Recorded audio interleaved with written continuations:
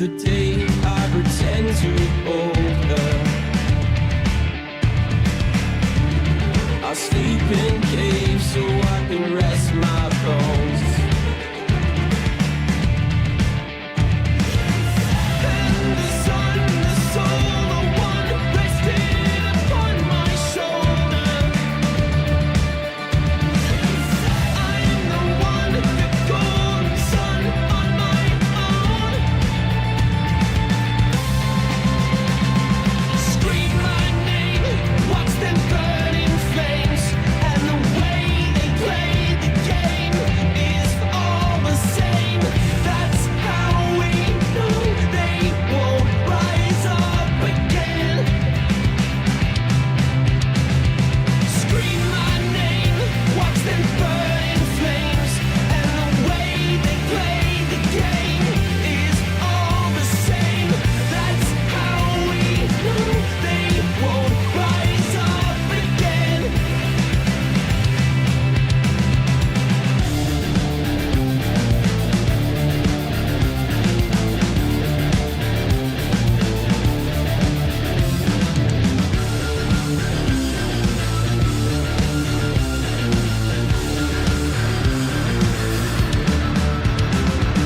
Scream my name, watch them burn in flames, and the way they play the game is all the same. That's how we know they won't rise up again. Scream my name, watch them burn in flames, and the way they play the game is all the same. That's how we know they won't rise up again. All the same.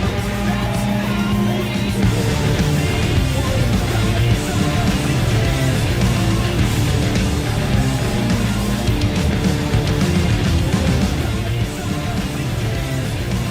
Our economies and living systems are unconsciously predicated on the belief that nature will continue to be a benign and regular provider of constitutional education to thrive. On the belief that nature will continue to be a benign, regular fresh water, endless clean, pollinated, regular soil.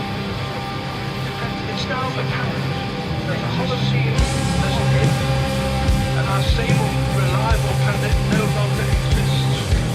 The impacts of this destabilization will profoundly impact every country on Earth. When you think of it, there is perhaps no unstable future.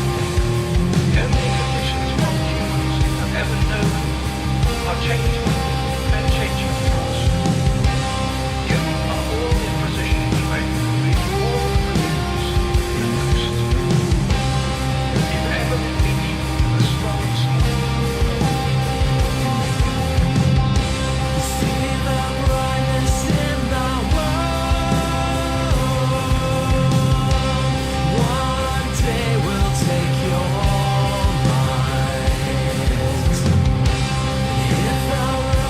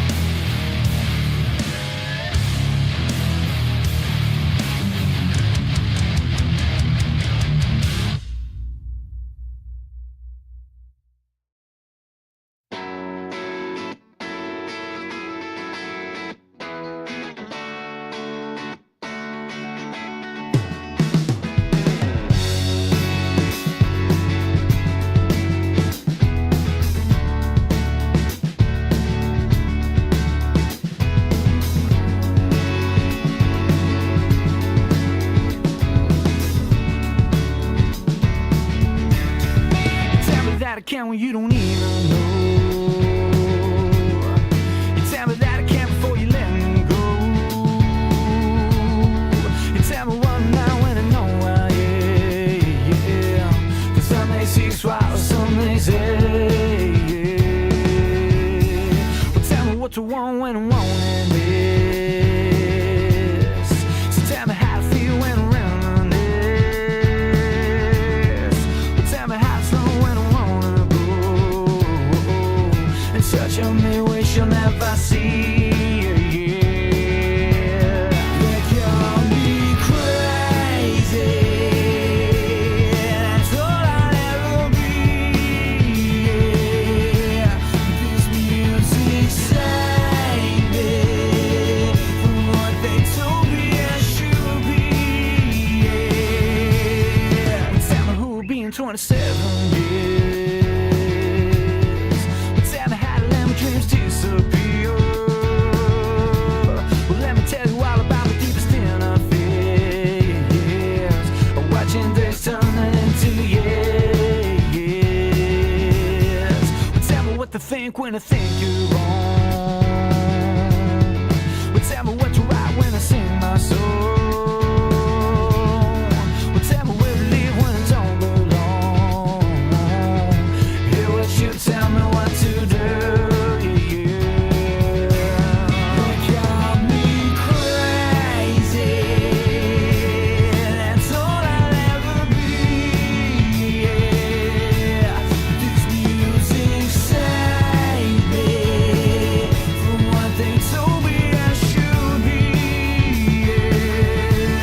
They fucking hate you to see that I am free. So I walk my own way and make my destiny.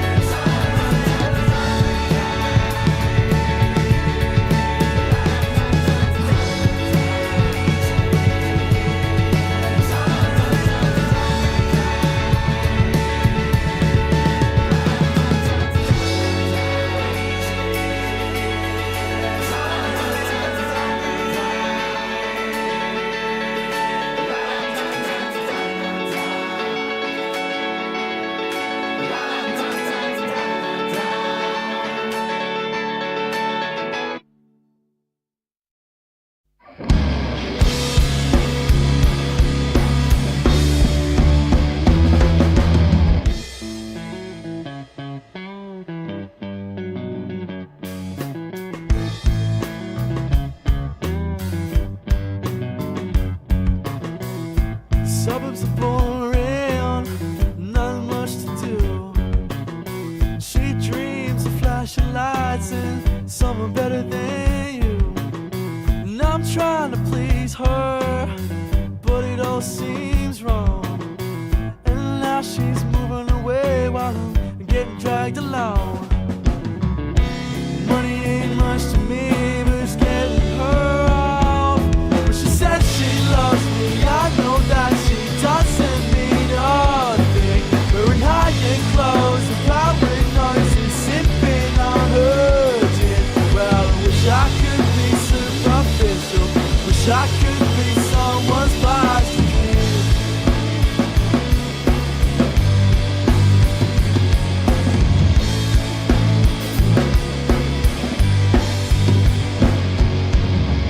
Obsessed with the singers, never got her own style.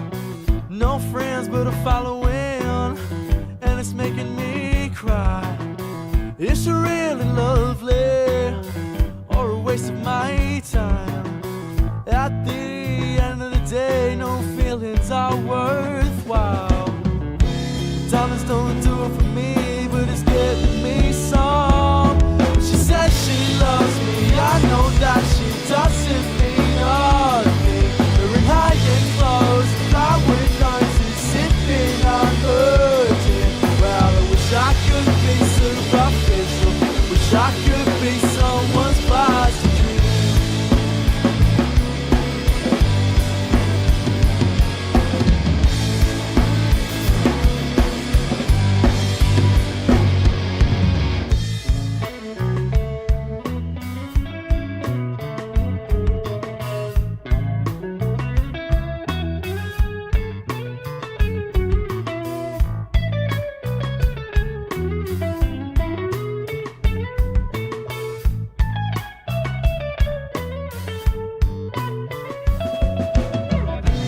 Money ain't much to me, but it's getting her off. Diamonds don't do it for me, but it's getting me some. Money ain't much to me, but it's getting her off. Diamonds don't do it for me, but it's getting me some. When she says she loves me, I know that she doesn't mean nothing. Wearing high-end clothes, coward noses, sipping on her gin. Well, I wish I could be superficial, wish I could be someone's blind. She says she loves me, I know that she doesn't mean nothing. Wearing high-end clothes, coward noses, sipping on her gin. Well, I wish I could be superficial, wish I could be someone's plastic dream.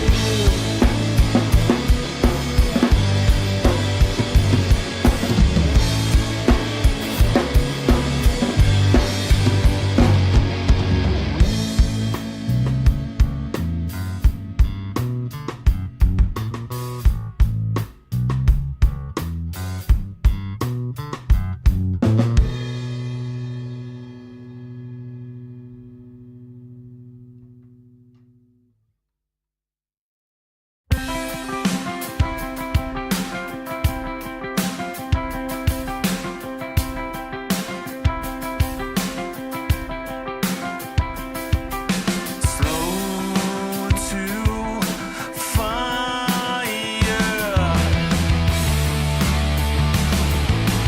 fast to find peace,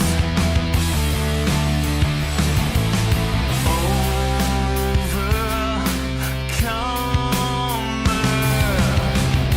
Gentle to breathe, gentle to tell and to reveal. Gentle to move, gently place me on my feet. Gentle to mend, tenderly tame the vicious streak. Give me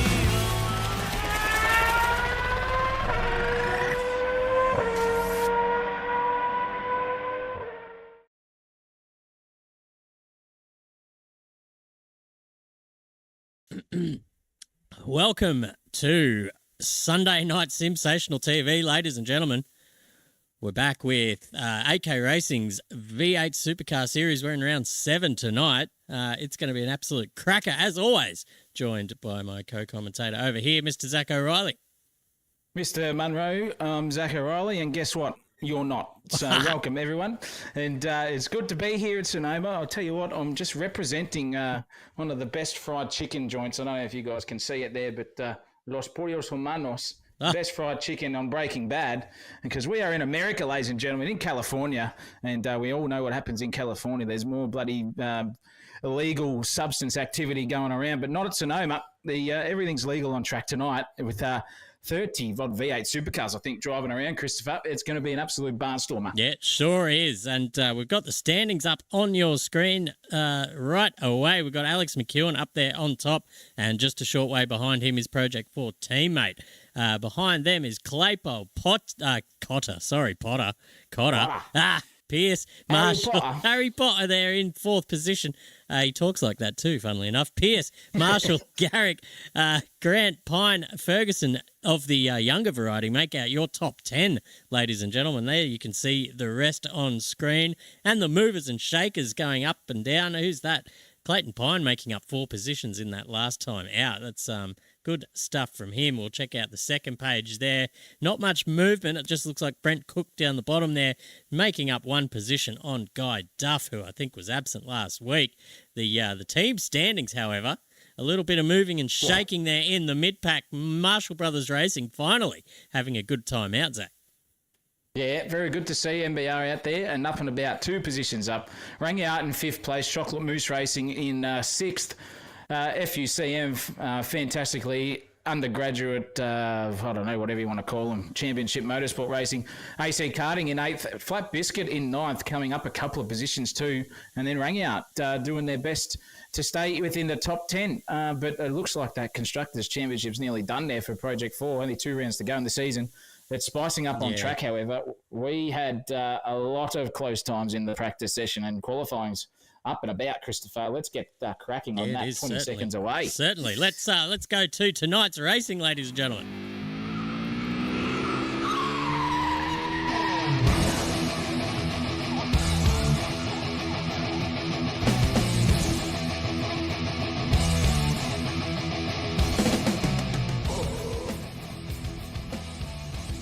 It's Sonoma Raceway, ladies and gents. 3.1 Ks, 12 turns coming at you in a windy fashion here in USA. Turn 1 going up the hill. It's quite difficult to get that turned in. Into turn 2, another very difficult turn. All the turns on this track, very difficult, very bumpy circuit as well. The drivers complaining of sore wrists, but they're going to have to man up for tonight as they go over the top of the crest down to turn 4 into the hard braking zone here at turn 5. You might see a few overtakes, but they are allowed to run wide out there in the bunda there as they go across the little bridge called the Chute down into turn 6. Another hard braking zone. You might see some overtakes there. And then it'll be single file here, I've got a feeling, down through turn 7, 8, 9 and 10. As you can see there on your screen, it's like a big windy snake going along down the back there. Very hard to get right. And if you are offline just a little bit, that's going to certainly halt your momentum down the back.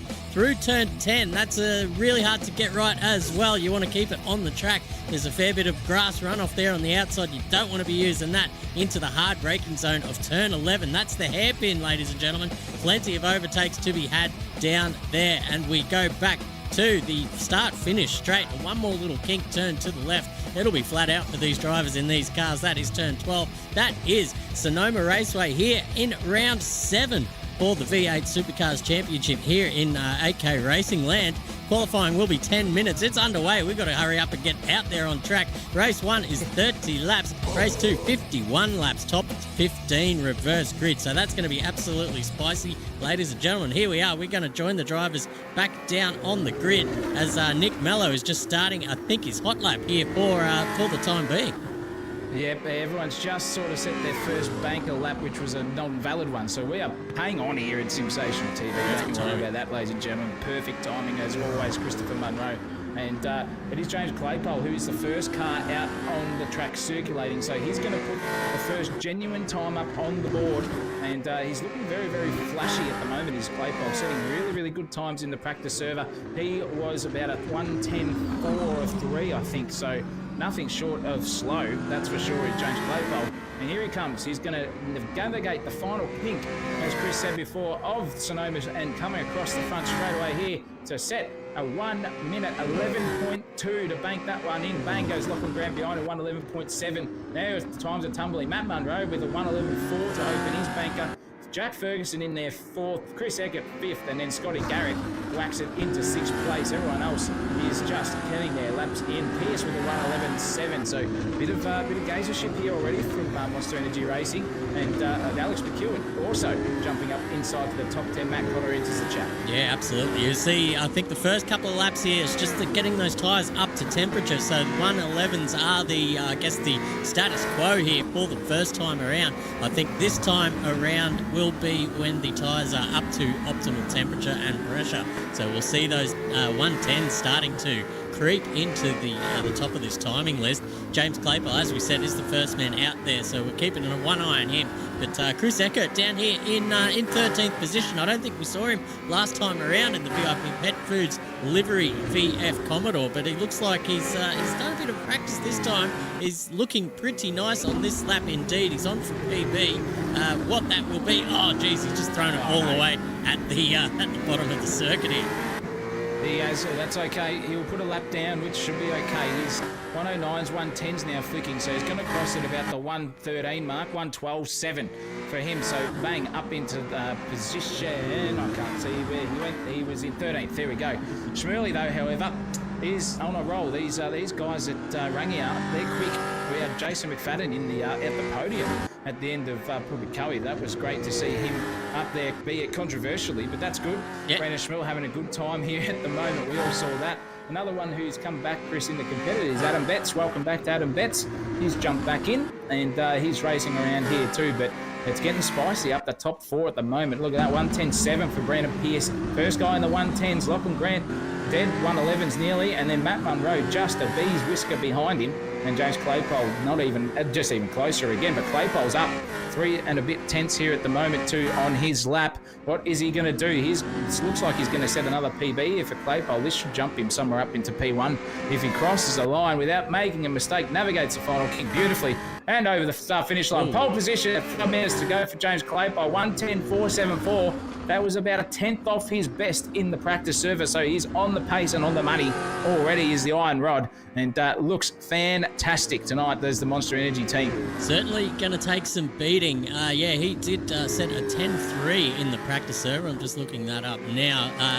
The only other guy in the 10.3s was back here, Matt Munro. He's just sitting in the pits now, getting a new set of boots for the last little attack of this qualifying session. It looks like he's taking his time getting out of the pit, so we'll come back to him when he's cherry ripe. But as you said, Rangiar have been on fire. The team has got a couple of podium positions this season with Andre Elliott and Jason McFadden respectively, so hopefully we'll see those guys just making their way up through the team standings today, as these guys, I think they're looking pretty quick as well. Dean Hanley's up there in 5th position at the moment, looking schmick if you don't mind.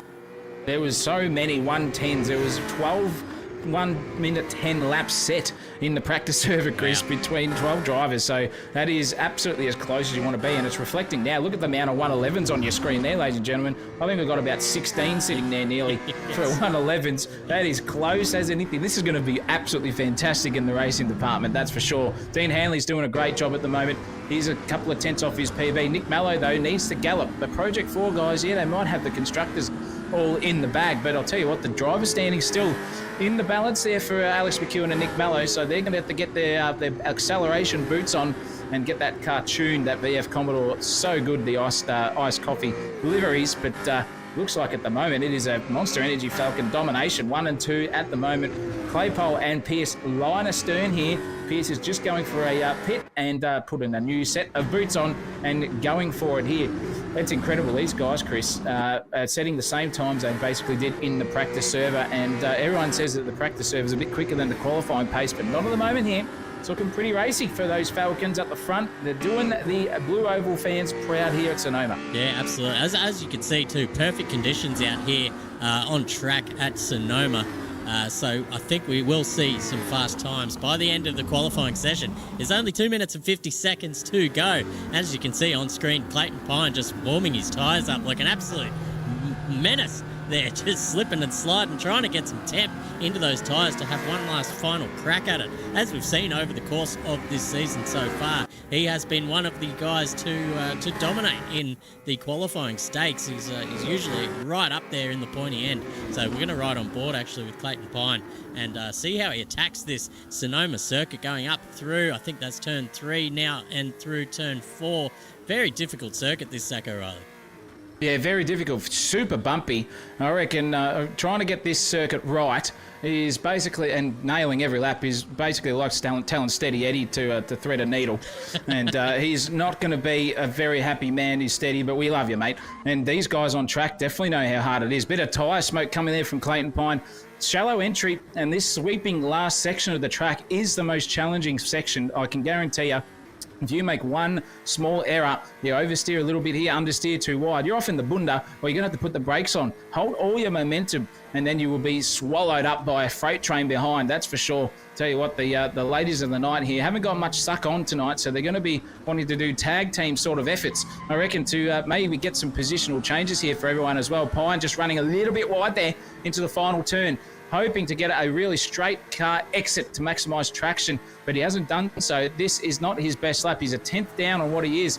1:11.6. That's not very quick for the Pinecone. 1:11.5 is his best, and just in front of him is one of the quicker of the Munro brothers, allegedly in that Sega car of the Mercedes-Benz. It is a cracking car, that one. Absolutely one of the best looking cars and the best performing on the track and in V8s, that's for sure. Matt Munro on his banker outlap at the moment. We can see by the times they're using all of the circuit and a bit more. That wall there, to the viewers at home, is absolutely punishing. You brush that and you could have right hand down suspension damage or 2 red wings. You don't want to be there. And look at the focus there on Matt Munro. He's doing it with his eyes closed, can't even see. That is how talented he is in the hot seat there of the Mercedes-Benz, just circulating, flicking it right, left, getting a bit of oversteer on exit there. Car is looking pointy for Matt Munro. Turns in nicely, uses all the ripple strip there too, Chris, and just navigating this circuit very, very well. 3/10 up on his own PB for his banker lap. Yeah, doing a great job and doing the livery proud, the championship winning livery, only in a different colour, but certainly the same car and name on the side. So really doing well there. That is a 10.7. Thank you very much. Misses out on 4th place by only 0.003 of a second. Wow. So you can see that there. 2nd, 3rd and 4th, all 10.7. 5th as well. That is absolutely unreal. Not even a 10th between the top 4, between 2nd and 5. But James Claypole is, I think he's finished his lap. He might have just snuck in for another one. Brandon Pierce is done, so the best he can do is 2nd position. Alex McEwen has snuck his way up into the top 3. Can he improve here? He goes across the line. He does not. A 10.751 is as good as he's going to do. Nick Mello's the next man to cross the line. What can he put down? I don't think it's going to be an improvement. It's a 10.8, so he stays at 5th. The next man out is Matt Munro. Oh, geez, he's getting all sorts of sideways as well down the back. We can't tell what he's doing there on the Delta, but he's still giving it flat stick, so it might be pretty positive on his behalf. He comes down into the final braking zone of this circuit. Can he? No, he just boards the lap into the pit. So that's 5th done for him. Scotty Garrick is still on a lap by the looks of it as well. He's about 2/3 of the way around the circuit. Can he improve? I don't think he can. I think he's finished for the time being. It looks like everyone's done except for maybe Jason McFadden coming around the final turn, having a bit of a battle with one of the cars there as well. Does not improve his lap time either. That, I think, is qualifying done and dusted. Done and dusted. And look at that, a James Claypole pole position. He will be absolutely stoked as a goat there, will James Claypole. Brandon Pierce, Monster Energy 1-2. That is going to be some testament to them. Then Project 4, 3 and 4 right behind them. Matt Munro in the AMG sneaking into 5th place. Great for him. Scotty Garrick in 6th place. Look at that, a Volvo in the top 10. He's not alone there as Dean Hanley, his teammate, is in 10th. Lachlan Grant in 7th. Harley Marshall for MBR in 8th place. And the Pinecone in 9th with Dean Hanley rounding out the top 10. Matt Cotter just missed out there on the top 10. He's sitting in 11th. McFadden, Hughes, Ferguson, Nielsen, Fitness, Banachek, Betts, Eckert and Andre Elliott round out your top 20. Yeah, absolutely. Ladies and gentlemen, Jesse Marshall, as we saw in the Wednesday Cup, down there in 21st position. Alan Nielsen, 22nd. O'Brien, Cook, Schmel, Waters, Moore, Higgins. Mamone, the debutant, down there in 29th position. So we'll be looking for more of him on track once we get started. But it looks like his livery isn't showing up for some reason.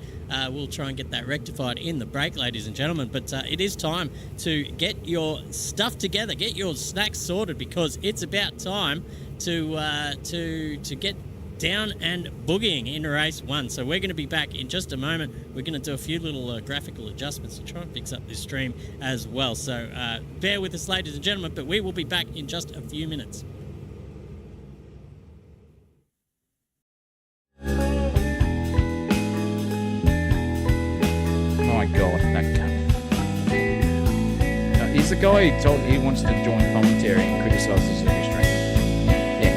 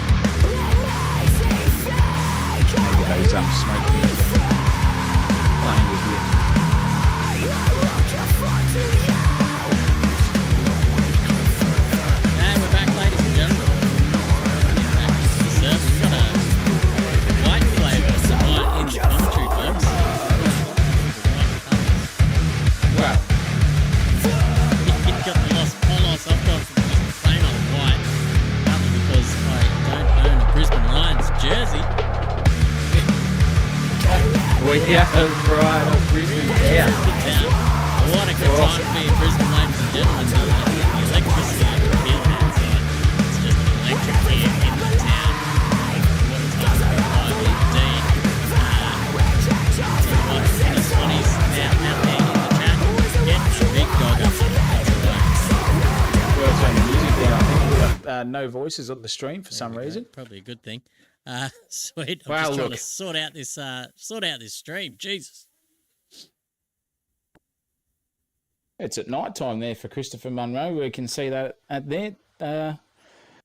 Not sure what is going on there, but we'll run through the grid anyway.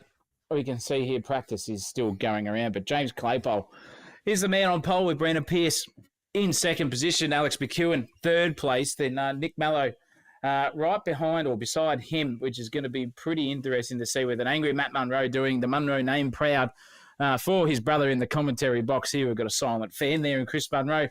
Scotty Garrick versus Lachlan Grant. That's going to be interesting too, coming into the T2 and 3, uphill blind a right-hander.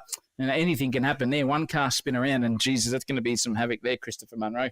The Pinecone in 10th place, and ninth place, and Dean Hanley sitting there in 10th, respectively. Matt Cotter is going to be flying through the field, I reckon. He might have the race pace on at the moment. Well, him, Jason McFadden, and Nathan Hughes are side by side with Jack Ferguson representing the Ferguson household tonight. No Andrew Ferguson. He is on a boat and off into the middle of the ocean. At this stage is the Fergmeister. No Stephen Marsden either, so massive points haul lossage for the FUCM boys tonight. None of them on track. Fabian Fitness sitting at 16th place. Banachek 17th. Betts, Eckert, and who have we got there? The last one, Andre Alec, round at your top 20. Yeah, certainly. That's going to be a busy little top 20 there. All of those guys, as we saw in qualifying, were just a tenth or so off each other, like for the top 10. So certainly a battle of track position is coming up. Now, this first race, there is a mandatory pit stop. So we're going to see some strategy involved as well. Will we see the front runners come in early, or will they try and go long on the first stint to try and clear some of that traffic before they come in for their mandatory pit stop? I haven't done any testing around the track as I don't own a sim rig anymore, which is very unfortunate. But from what I could remember last time, I think undercuts were good around here because of the nature of the track. Having a bit of fresh rubber is certainly beneficial. Yeah, definitely. But also the tyres don't warm up that quick as well, especially as soon as you come out of the pit lane, you're uphill and on a blind crest, and those soft tyres at the front understeer wider than the Titanic. It's literally a shocker. So we've got to be careful there as a race driver, that's for sure. And the pit exit too is hairy. By Jingos, it's on the racing line, and so is the pit entry, mind you, too, as well, viewers. So look out for that when we see the pit stops come through. Bit of Pukekohe sort of style setup, undercut strong, maybe an overcut if you stuff your outlap up. You might be able to get back in front, but who knows? Because these guys here are pros. They're the best in Australia and New Zealand, and that's why they're here at AK Racing. That's why Sensational TV is broadcasting tonight, ladies and gentlemen. If you're loving what you see, please give us a like, give us a subscribe as well. Tell your mates, tell your family, your friends are on the road to 500 subscribers. So, Christopher, that's looking pretty good. Yeah, at the moment, 492 at the moment, only 8 away. There we go. Give us a shout out, hallelujah! But it's going to be absolutely fantastic tonight. Racing here at Sonoma for 2 races, as Chris said earlier. Wow, and they're long ones. It's going to be interesting. Can't wait. Yeah, getting a little bit of a look at the pit exit there. That is going to be a tight bit of real estate, depending on where you come out. So. A little bit of homework from the boys goes a long way, I think, from these drivers, trying to work out how long a pit stop takes. And then when you're out there on the track, just doing the sums and trying to figure out whereabouts you're going to come back out in the grand scheme of the race. So if you don't want to pit yourself into just another bunch of cars, you want to try and pit yourself into a bit of clear air if you can. That would just be a massive advantage for anyone trying to go forwards in this race. And I'll tell you what, who's going to want to go forward. It's Matt Cotter back there in 11th position, I believe. So out of position for him. We'll see how he tries to carve his way through the field. There's what he's seeing, ladies and gents. He's got about 10 cars in front of him, all with their own agendas on. The music is not still on, surely. That's coming out of your own speakers, mate, because there is no music happening on the stream right now. Thank you. We're getting all sorts of advice here how to run a yeah. successful race channel tonight. Tell you what. But I reckon we'll worry about those people later on because it's all focused here. Who's our podium predictions? Actually, I even got a question from Gearhead in the chat. Who is going to be the podium money spinner? And I reckon we're going to have someone from Monster Energy Racing. I don't know who. I'm just going to say Monster Energy car, a Project 4 car, and let's put maybe a Send and Defend Motorsport car in there somewhere, I reckon. Actually, no, you know what? Let's put a Rangy-Art car in there. I reckon Scotty Garrick's going to have a good chance as well. What do you think, Christopher? Yeah, I think he's in AC karting, is he not? So he'll be AC karting, he is too. Yeah, so he'll be loving that. Rangy-Art have Dean Hanley in the top 10. So he'll be he's starting on the super softs as well by the looks of it. So he's got a few soft runners in front of him in Pine Marshall, Mello and McEwen and Claypole. Looks like they're all opting for the soft tyre to begin with. I tell you what, someone's predicting an engine failure for Pinecone. That would be a disaster for James Claypole off pole position. It might be the first time he's had pole position, is it, Zach O'Reilly? Because Claypole, might be his inaugural. Yeah, it so might be. He'll be pretty happy with that. All he's got to do is turn that into a race win and stay in front for the next 30 laps, or at least be in front for the 30th lap. That's usually how you win a race around here. Yeah, it absolutely is, and we can see some strategical masterclass going on here. No one giving an inch on what the tyre choices are. We can't see what they do. We've got super soft runners. We've got some soft runners. I don't know what the optimum strategy here is. If it was me, I would stick to a double soft run. If it was me, just going around here, you get the optimum grip for them both, and you're basically just going to be running around at the same pace the whole time. By the time you try to come in for a stop on the softs, the super softs, you're gambling at the end because there could be some lap traffic, might not be some clear air at that stage of the race, and you could be stuck behind someone, which literally just gives all that advantage that you had away with lap traffic. I think a double soft is the winner for me. Yeah, that's certainly one of the possibilities out there. But I think what we're going to see is today probably that and every other possible combination of tyre choices between this field. Everyone wants to try and get the meta strategy, or just get their hand up over the bloke next to them there on the starting grid. Speaking of which, ladies and gentlemen, the lights are up. So all these questions will be answered within the next 30 laps. Get your predictions in. Who's going to win this battle up front? But we are just about set for a start, ladies and gentlemen. The lights are green, and away we go. Dean Hanley's been given a drive-through straight off the start for jumping it. But it looks like McEwen's just or is that Mello just trying to carve his way through? It's Mello. Look at him just bumping doors with Brandon Pierce up into turn 2. This will be very telling how these cars tend to. There goes Brandon Pierce, can turn around. Matt Munro has just avoided it on the outside as well. Harley Marshall's up there with Matt Cotter, making up a fair few positions off the start. But James Claypole has a lead over McEwen. Mello just sits in third. Matt Munro fourth. Scotty Garrick's made up a few positions there as well in 6th position. Looks up the inside of Matt Munro, makes contact. Gets right out sideways, and that's just halted his momentum with Harley Marshall and Matt Cotter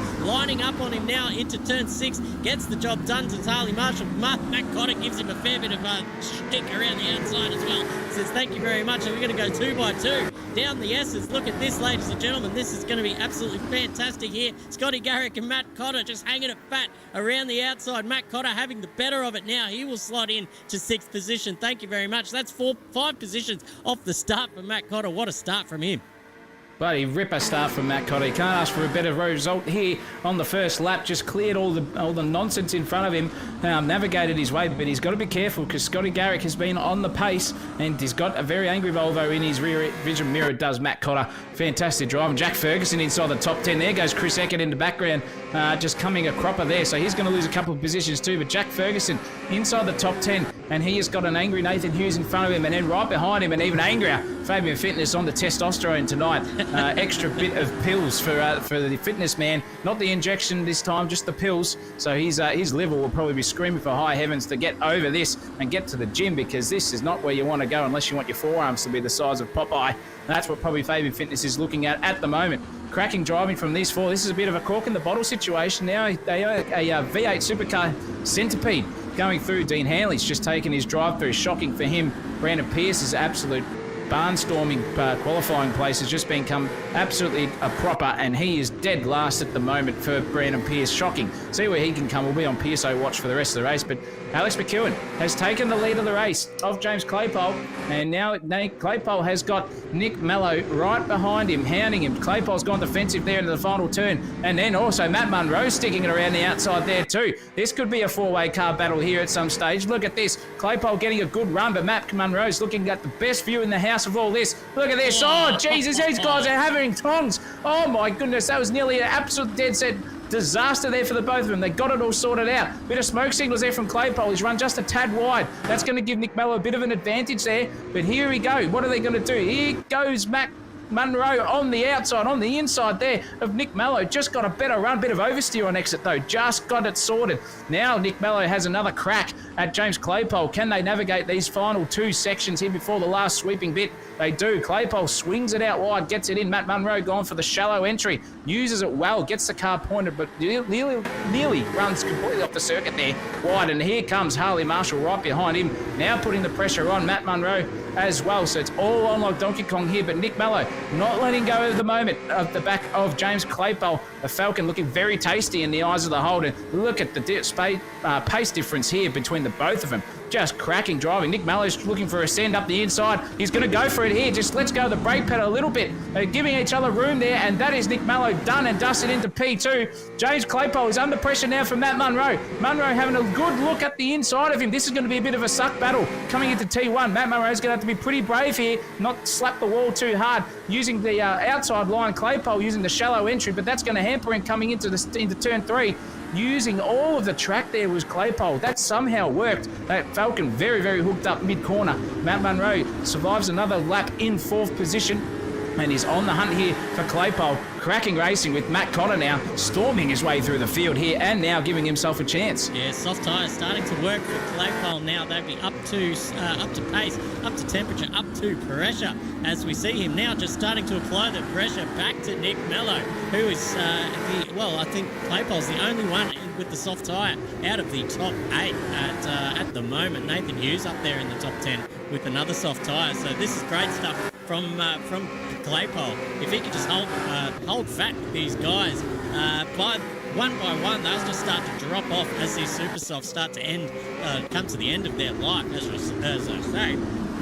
Here comes Matt Cotter up the inside, gives the Mercedes a little bit of a tap as well. Oh, jeez, no! That's absolutely shit driving there from all three of those blokes. What can I say? Bit too aggressive on the pedal there. Matt Cotter's going to have to, I think, answer to the stewards over that one.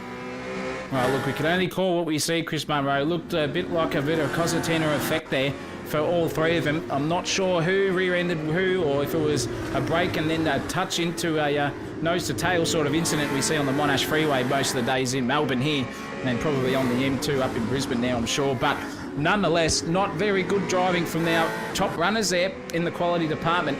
Tell you what, Ray Warren would be having an absolute fit at the moment. He's probably got I reckon he's had a brain hemorrhage nearly if he was commentating on that. But James Claypole in 6th place, still somehow surviving after that. Matt Munro, the biggest loser out of that. By jingos, he will be spewing at the moment, will be Matt Munro. I'm not even sure if he's still circulating at the moment, Christopher. I think he's given up the ghost. No, he's there, 7th position. Oh no, he's in 7th. I'm just looking everywhere else. He's still there, but look out for these two drivers at the moment. They'll be having a crack in there. Here he goes, Harley Marshall looking up the inside. The ZB Commodore's having a good battle. Nearly rear ends the back end of Matt Munro's car. And look at the back at Scotty Garrick. That Volvo is getting hairy. It's coming close to the Marshall Brothers racing car there. Look out. Morton Marshall's entered the chat right on the perfect timing here, because your son is in the battle of a lifetime here for 5th place at the moment, getting hounded for that position by Scotty Garrick. And look at this. Great drive there from Scotty Garrick. Oh, geez, nearly a nose to tail. That was close there. Very much an overlap. Scotty Garrick's got that car hooked up on the mid-corner speed, that's for sure. Just look at that run he gets out of every single turn compared to the ZB Commodore. It's going to happen. And Ron, we don't want to commentator curse your son, so we might get off him just in case something happens, I reckon. Yeah, we can't look away from this battle at the moment. It's absolutely riveting as the 4th car joins it. That is Claypole on the recovery after getting spun around there on the main straight. So these guys just maybe a little bit of a gap now. So the pressure valve has been released for the time being. So these guys can now take a breath and try and get back into their rhythm. Looking down the field, it looks like Andre Elliott now just hounding the back of Jack Ferguson here for 8th position. The Randy boys are on a charge. You can see just down the order a little bit. I'm looking for him. Where is McFadden's down there in 25th? So he's in the pits. So something's happened to him, I think. So maybe not the best start there for the Rangiark boys. But Andre Elliott flying the flag true at the moment. But just can't seem to just stay on the back of Jack Ferguson for now. No, look, they're getting into the rhythm again. The two Volvo boys, look, they've had a lot of high tea and scones throughout the week. And they'll definitely be having a good crack at each other, I reckon, when it comes to this, because they're not in the same team. So there's no love lost outside the circuit, but on the track, they are bull at a gate at each other. Don't you stress about that. And speaking of bulls at the gates, the amount of piss heads we've got in the chat at the moment, we've got beers, we've got vodka, we've got wine, we've got everything going on there. We've got Brian Florence in the chat, Ronald Marshall's in there. Oh my goodness, it's all happening. Spewy Newing, happy to see you looking around and watching what goes on the circuit from afar. Wish you were on the actual circuit, Newing, but good to see you here as well. And Capsor just being the serial PEST that he is to the guys in the commentary box and in the chat box. We love having you around, mate. It's good stuff. Look at Alan Nielsen, one of the Nielsen brothers. We've got Alan and Ryan, I'm pretty sure, tonight, or is it just the one of them? I'm pretty off tonight, I think. I've lost the plot. Yeah, it's been a big weekend, ladies and gents. The AFL Grand Final yesterday, so there's a couple of dusty heads here in the commentary box. We're doing our best out here with what we've been given with, which is very little sleep and a bit of a hangover. So not the worst place to be in the world anyway when you're cheering on the winning team. Up the Lions! But here we are anyway.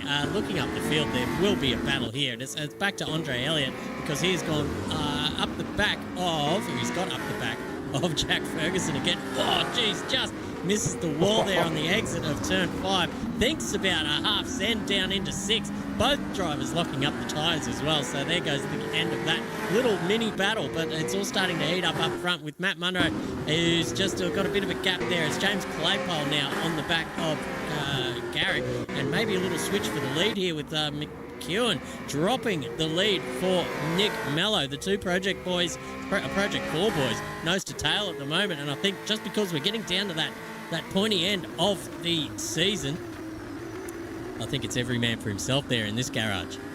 Well, absolutely, but it doesn't matter what garage you're in because the Marshall Brothers garage is going nuts. They've just got past Matt Cotter, did Harley Marshall, just as McEwen and Mallow had a swappage for position. So Marshall into 3rd place onto the podium. Cracking driver from him, 2ZB Commodores Linus Stern. Scotty Garrick still looking at this battle, hoping that something comes a proper. And then also the Iron Rod sitting in 6th place, looking at all of the carnage that could happen in front of him and hoping that he gets right through there. Jojo Higgins just getting out of the way nicely there. Our American compatriot. And there goes Scotty Garrick. His bum mate, Matt Cotter. Oh, that was a very, very feisty sort of stuff there. They're too wide through the S's here. Oh, no, Matt Cotter's come a proper. See you later, alligator. And he's turntabling around. Mate, that is the best idea that I could ever see. He's doing his best impression of a Beyblade. Was Matt Cotter, and still going to. He's done. Chris Munro's upset. A lot of people are upset at the moment too, and Matt Cotter is just sitting there like a sitting duck waiting for someone to get into the clear moment. And oh geez, there's a car that avoided him and has gone sideways there too. They're just to avoid Matt Cotter into the bunda. There's something, but oh my goodness gracious me. What a challenge there. So I don't know who is to blame, what is to go there, but it didn't look too good there for Matt Cotter and Scotty Garrick, and something came to ends there. Never was going to work too wide through that section. You might as well just sell your house and put all your money on number 21. You'd have more luck, I reckon. Yeah, that poor old ZV Commodore has had, as we say in the box, in the business, more hits than Elvis, and he's got a fair bit of damage to that car, so he'll be coming into the pits, get those fixed, and set off on his merry way. I don't think he'd be too happy about that move from Scotty Garrick, but as you said, two cars occupying the same bit of track, maybe just, neither driver was going to yield that anyway, so maybe tears were always on the cards, but we'll leave that one for the stewards. Nathan Hughes, however, is on having an absolutely cracking run. As we've seen lately, he's been down the bottom end of this field, not performing to his potential. But I tell you what, ladies and gentlemen, tonight I think he's a little bit cherry ripe in the practice department. He's sitting there 8th position and hounding the back of Andre Elliott. He's had a bit of practice to do this week, a bit of time up his sleeves as Nathan Hughes, so that's good to see. If anyone knows someone in the workplace as well for Nathan Hughes, in the car industry, this is your man to go with. This guy is as passionate about motorsport and any car mechanics. That is definitely a place where you want Nathan Hughes, so shout out to him.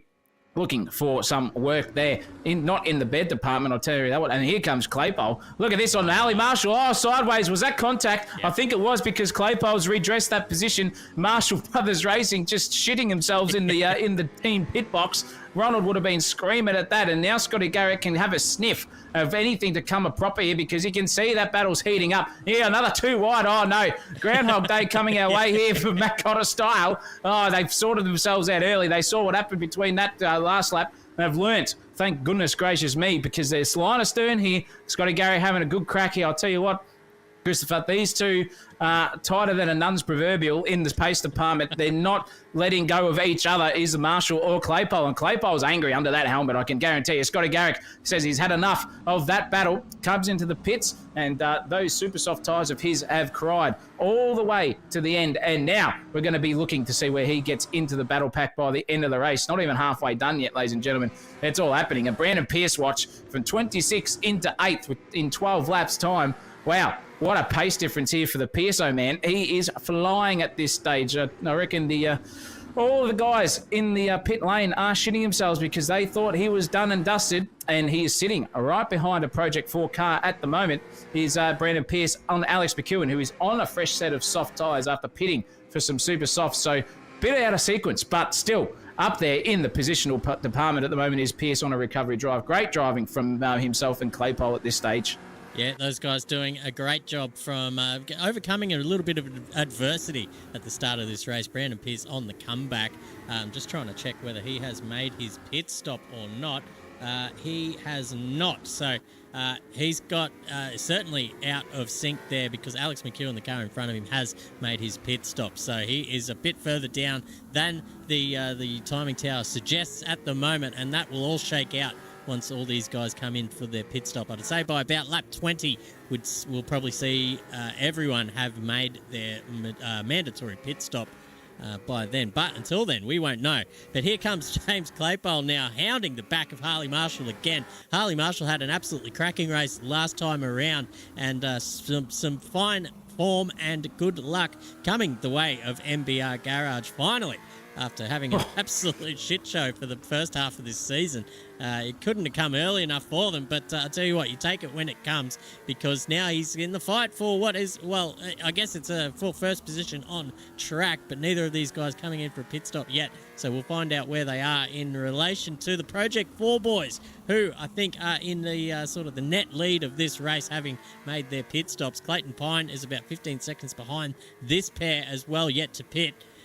This is an interesting little race, ladies and gentlemen, starting to warm up, because the next man on track is Scott Garrick, who is 3 seconds behind Adam Betts. So he's got about, another 5 seconds up the road to that Project 4 pair, who are just inside of each other. So I'll tell you what, they've got plenty of clear air to play with out front.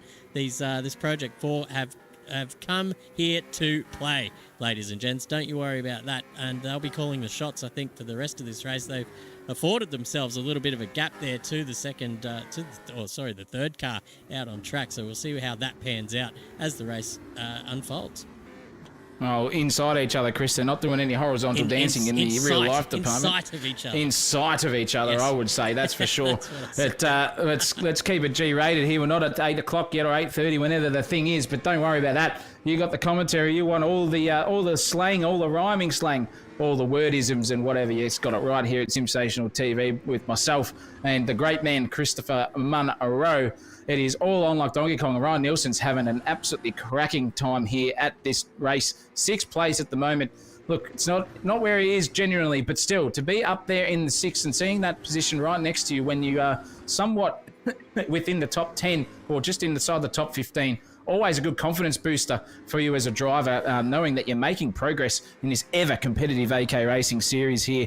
And probably the last time we'll see the Gen 2s running around here at AK Racing. And Scotty Garrick, argy-bargy between himself and James Claypole there at the moment. That was pretty hairy stuff, and he's got the position done. So looks like he's now within 1.5 seconds of the guy in front of him, which would be Adam Betts. So this is really spicing up, as Chris said, halfway through the race. Look out. These guys are going to be as keen as mustard, and I reckon there will be some people here just as excited as a virgin sitting his first time in a strip club, knowing that these guys are going to be right there at the pointy end, somewhere up inside the top 5, and that means battling is going to be all on like Donkey Kong here for the final countdown to the end of race 1 in about 15 or so laps time. Yeah, just hitting half race distance now. So these guys, I think the majority have made their pit stops. At least everyone that started on the Super Softs have come in, except for one man, which is Harley Marshall, out there still lapping in the low 114s. So you're about 2.2 seconds off his best so far, but those tyres have probably absolutely had it. You might find he will come in this lap to change those over, and if he can squeeze 15 out of a set of Super Softs, you know what he's going to be putting on again now this time. So he's going to come out maybe around the mid-pack or even further in front, actually. He might come around where James Claypole is, and he'll be on a fresh set of Super Softs, ladies and gentlemen. So we might just see him really just making some ground up on the guys around him when he does come out of the pits. We might just keep the camera here on him. I just want to see where he comes out anyway, because Scott Garrick is now just rounding the final turn. I think he's going to be pretty close between him and Marshall when he gets moving. Marshall is moving, ladies and gentlemen. Where is Scott Garrick? He is not to be seen yet.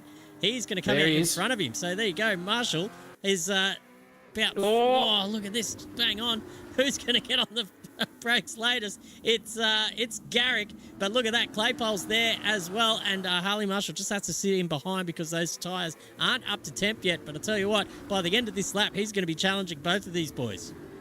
Oh, I would have made it a bit more difficult there for them coming through there, Mr. Marshall.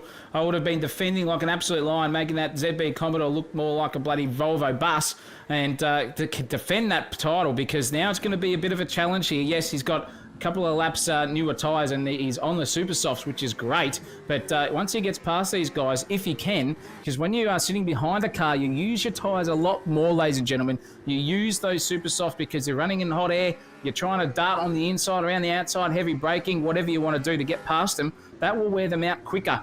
So Harley Marshall's going to have to play the strategical game here and just genuinely go for an opportunity rather than trying to send it at a misfortune time to keep those Super Softs in the optimum range, because he'll get past these guys if it does so cleanly. But by the end of that 15 laps we saw, as Chris said, he was lapping 2 and a bit seconds slower than everyone else. And those soft tyres probably do around a 1 minute 13, I think, at the best of times. So he'll be a second slower by the time the 15 laps come around with these soft guys in front of him.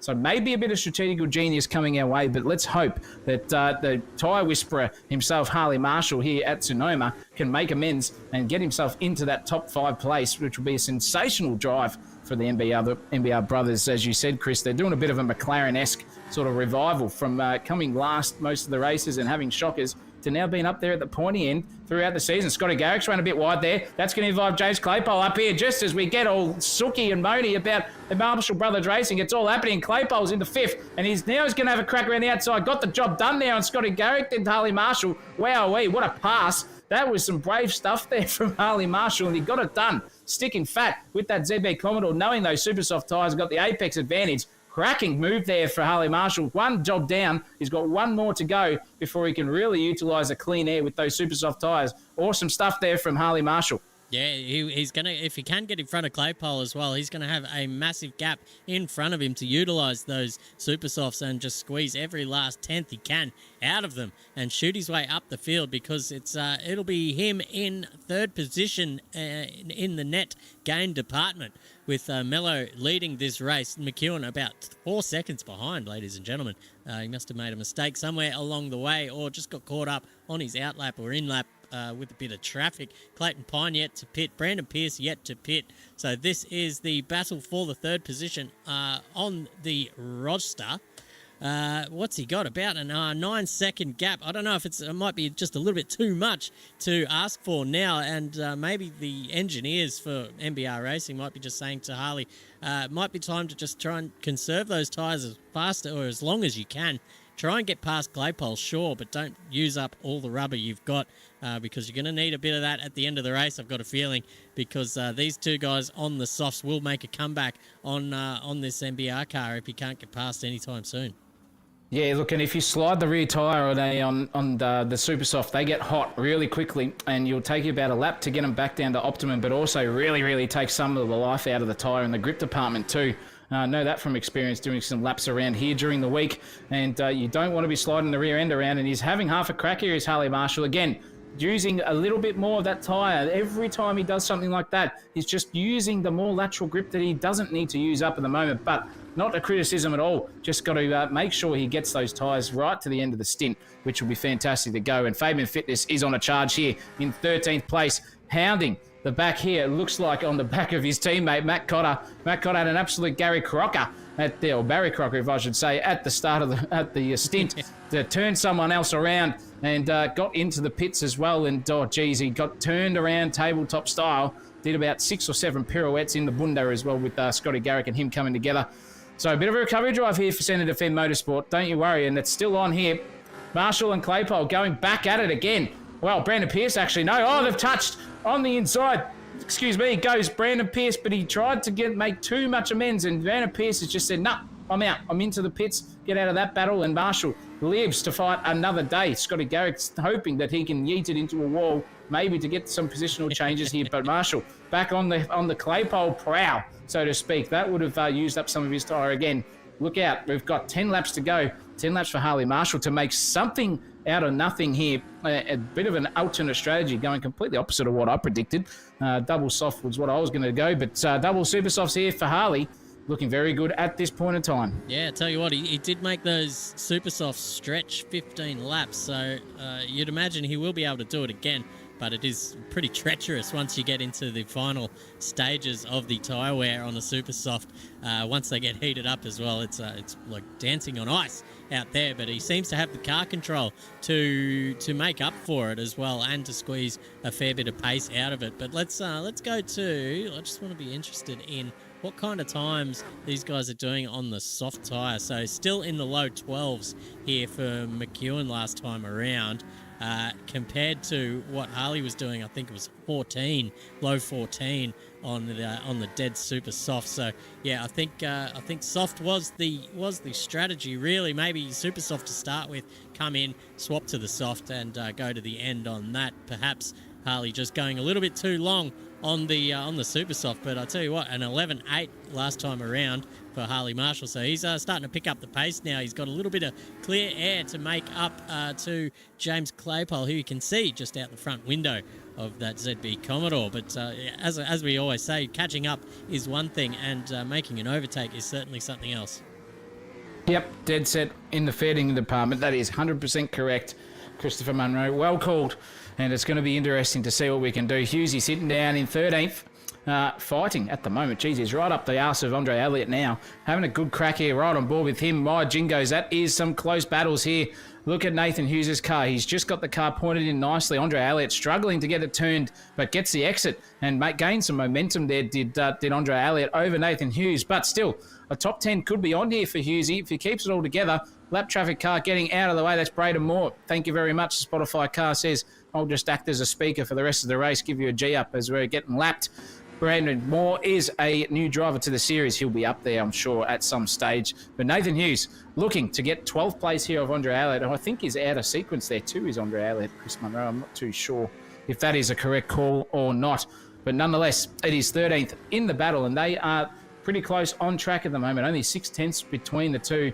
And the next closest battle is probably Matt Cotter on the Pinecone. The Pinecone sitting in 8th place, looking at the end, at the rear vision mirror of another ZB Commodore coming his way, and that is Matt Cotter. Only 7/10 away at the moment, and having a jolly old time here trying to keep up with the Pinecone. He hasn't blown his engine yet, said Capzor, predicting that, so you can get stuffed. And Clayton Pine just having a good crack at the moment in 8th place, driving around on a set of super soft tyres. How long are they going to last? I'm not too sure, but he's doing a good job at the moment, lapping in the mid to low 112s if he can get it all together.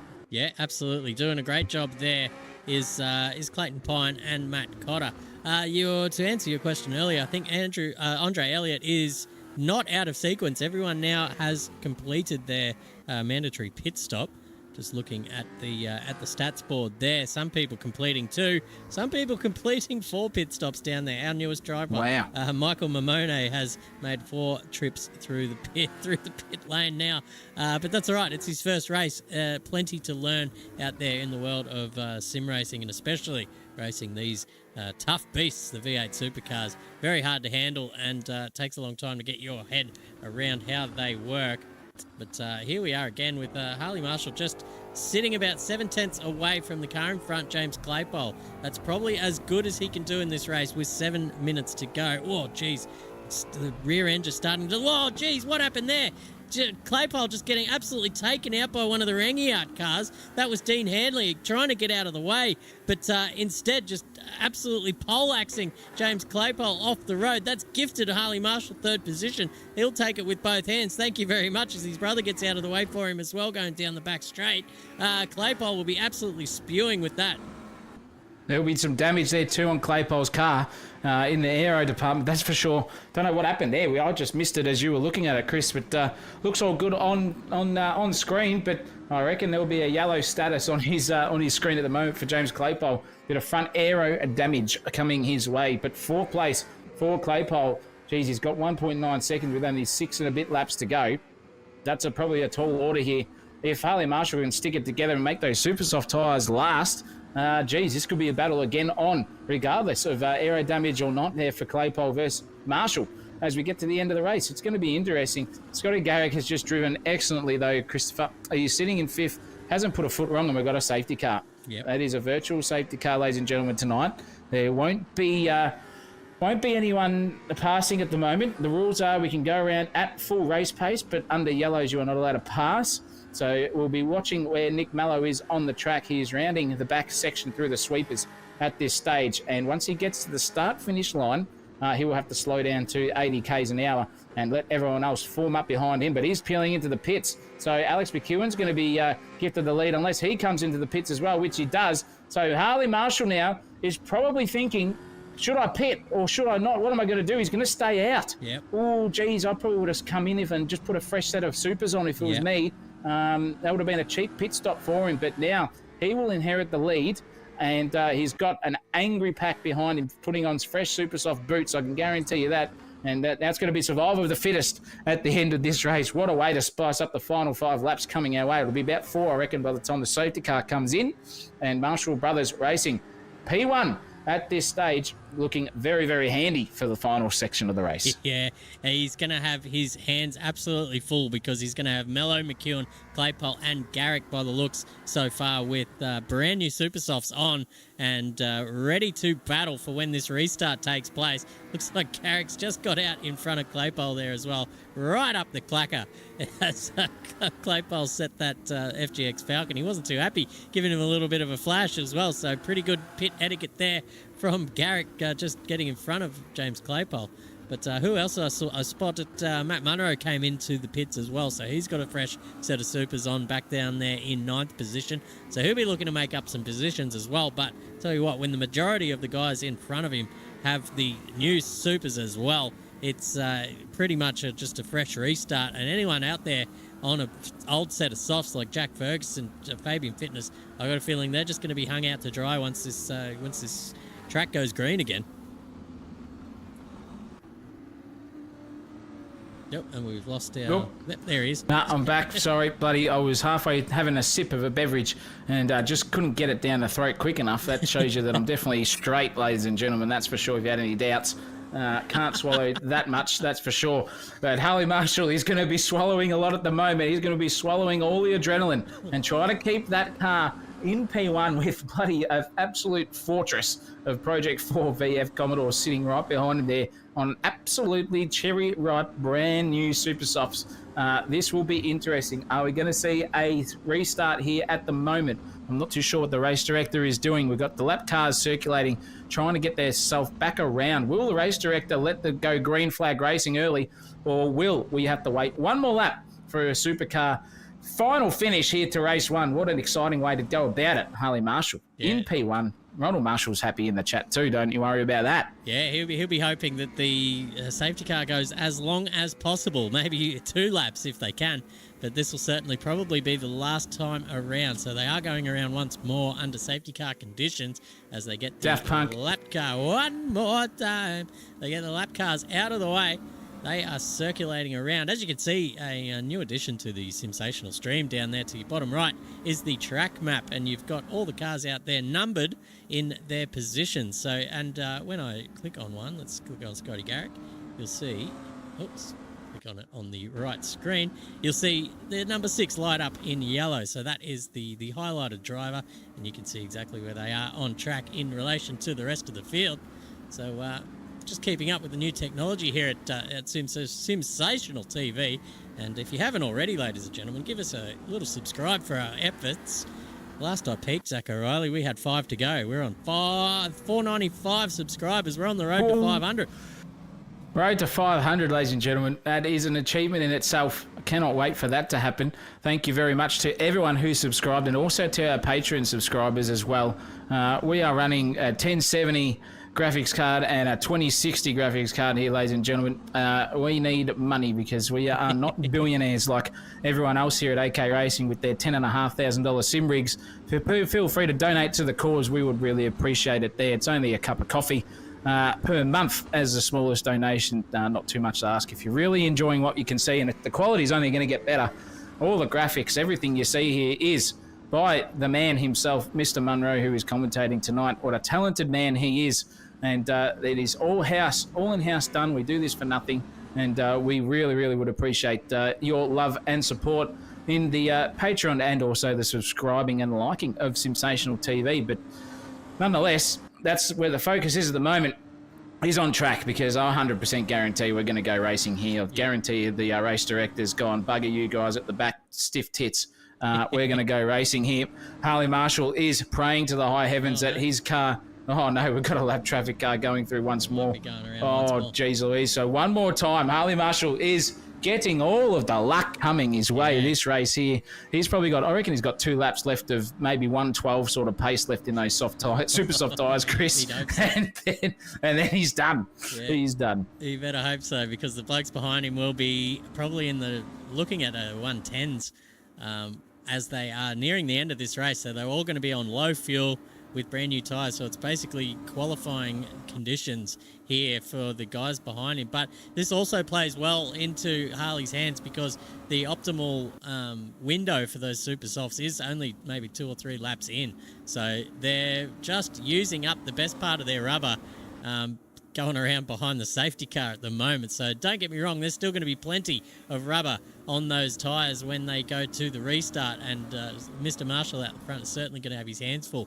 But all he's got to do is place that car in the correct positions, get the exits. That's all you've got to do when it comes down to defending. Put the car in the right spot and get the exit so that they can't hound you down the other end of the straight. They're still getting some lap cars through here at the moment. I'll tell you what, maybe whoever's in the race chair, we might just leave the lap cars to circulate at the back. That might be the end, because we got cars that are maybe 3 or 4 laps down, so we can't unlap them all, unfortunately. But we hopefully will get some racing here. Maybe 3 laps to go. What a shootout to finish off here in race 1. And it looks like we've got the confirmation safety car will be in this lap, so we're going to get some green light racing coming very soon. Well, I'll tell you what, those super soft tyres and soft tyres, whoever's running whatever, they'll be as cold as an Eskimo's dick at the moment, circulating at 80k an hour for 3.5, 4 laps. So look out, Harley Marshall's going to be having to choose where he goes and where he doesn't go. I wouldn't recommend going now. I would wait till at least the start-finish line to press the go button, because then you've got another lap to survive without all the cars behind you trying to get a bit of a suck down the front straight. So that's my advice, Harley Marshall. Hopefully you take it. And we'll see what we can do here. But it looks like he's still on the 80k an hour. He's doing the right thing nice. here. He's Backing doing him it up. good. Backing him up. Ronald Marshall's on the radio. Here he goes. We're off and racing. Ronald Marshall's in the chat.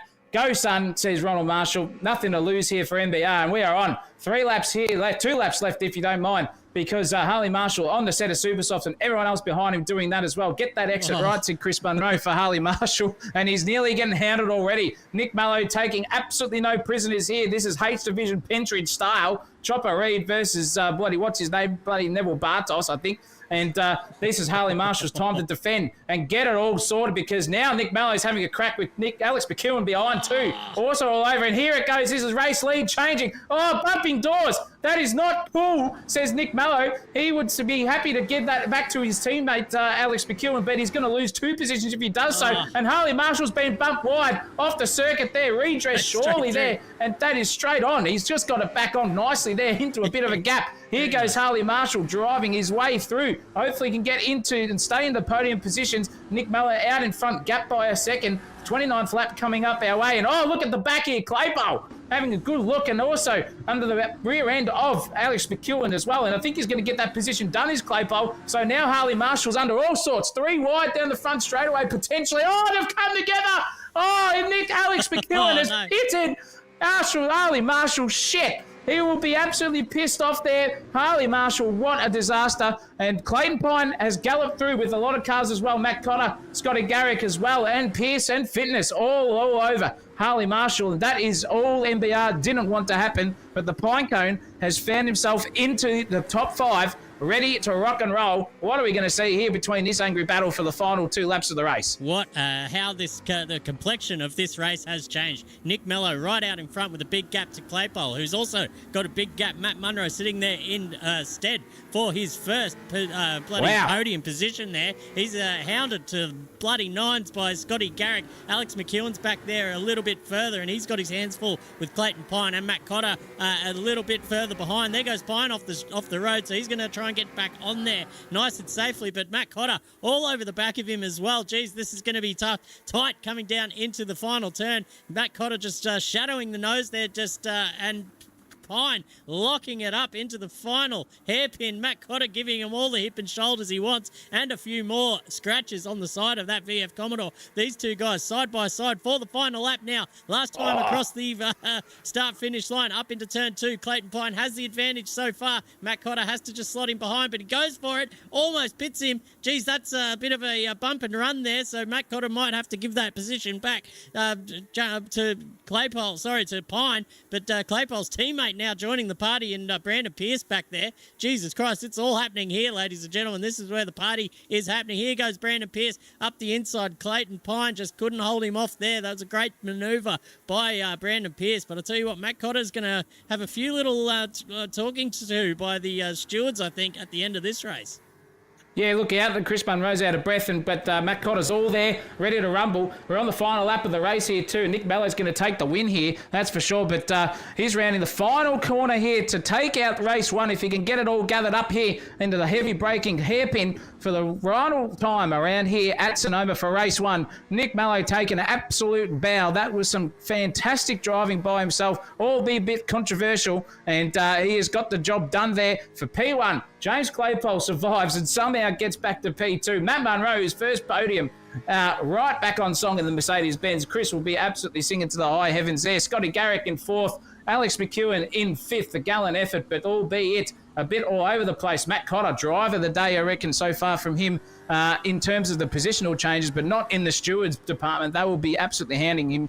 Brandon Pierce, 7th place. Clayton Pine in 8th. Just couldn't hold off Brandon Pierce there. And 9th and 10th goes to Andre Elliott and Fabian Fitness. Wow, what an end to the race. And Brian's cousin just missed out on $1 million, sitting inside the top 10, but just outside it in 11th. Only a 10th off Fabian Fitness, if you don't mind. Nearly a photo finish there for 10th and 11th. Yeah, he'll be stoked with that. He was down in 25th position at one point during that race, so he's got his way back to 11th. He'd be absolutely stoked. Nathan Hughes in 12th position with Harley Marshall, the fall from grace. What an absolute heartbreaking moment there for Harley Marshall, getting turned around in the front straight on the very last lap. Ryan Nielsen will start on the front row with Rick Banachek off pole position, ladies and gentlemen. Bananarama off the front. He'll be dropping the Mario-style banana peels out the back of that car trying to get people Turtle spinning behind shells. him. Yeehaw. And the chef up there in 16th position with O'Brien in 17th is second. And only two bloody Mercedes out there on the grid. Moore in 18th, Nielsen 19th, Higgins in 20th. Jay Ferguson had a shocker there on the restart down in 22nd. Cam Waters in 22nd. Jay Marshall down there in 23rd. Brandon Schmerl in 24th. And Michael Mamone, the new driver there on debut. I've been told a few of his workmates are watching on the stream. So say good day to us on the chat, and we'll try and get more of him on the stream. But down there in 25th position on his first time out, not too bad at all. Nah, can't complain, and a gallant effort by him too. He kept it on the track and he got out of the way of the blue flag markers. I was on Mamone watch to see what he was doing, and he did a very good job. But Nick Mallow, P1, James Claypole, P2 there, and Matt Munro doing his best for Mercedes-Benz in P3. He'll be stoked because he managed to get through all the carnage cleanly, albeit he got punted a bit too, didn't poor old Matt Munro. Found himself back a couple of positions from where he wanted to be, but a gallant effort by our top three drivers, and with that reverse top 10 coming our way, by Jingos. First top 15. 15, I mean. Yeah. Yeah, I'm getting there. I'm waking up slowly. It's going to be, we'll get back into the swing of things in race 2, ladies and gentlemen. Tell you what, commentary box, not the best tonight for me. Anyway, what a race. Race 1, done and won. 51 laps coming our way here for race 2 and for the final event of the evening here at Sonoma for the V8 Supercars at AK Racing on Sensational TV. You know what to do. Go refill those beverages. Maybe go have a cold shower like I need to wake myself up because the commentary has been shocking. But get comfortable, and we will be back in just a hot second for race 2 at Sensational TV.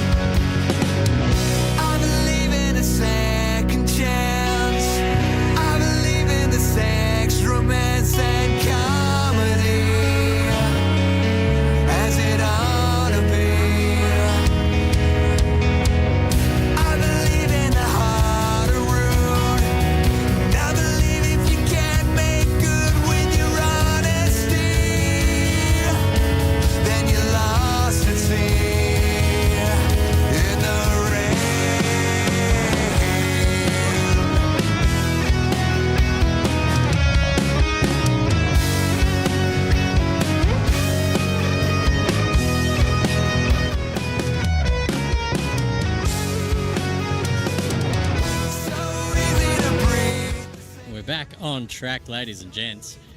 Ooh. What a race. I tell you what, I've only just caught my breath. Spilt wine everywhere. What a spastic. I'll tell you what, and well, geez, if you want to go down that track, we'll keep going down that way. But looks like the old Paul Munro he can handle the combox, but he can't handle the wine glass.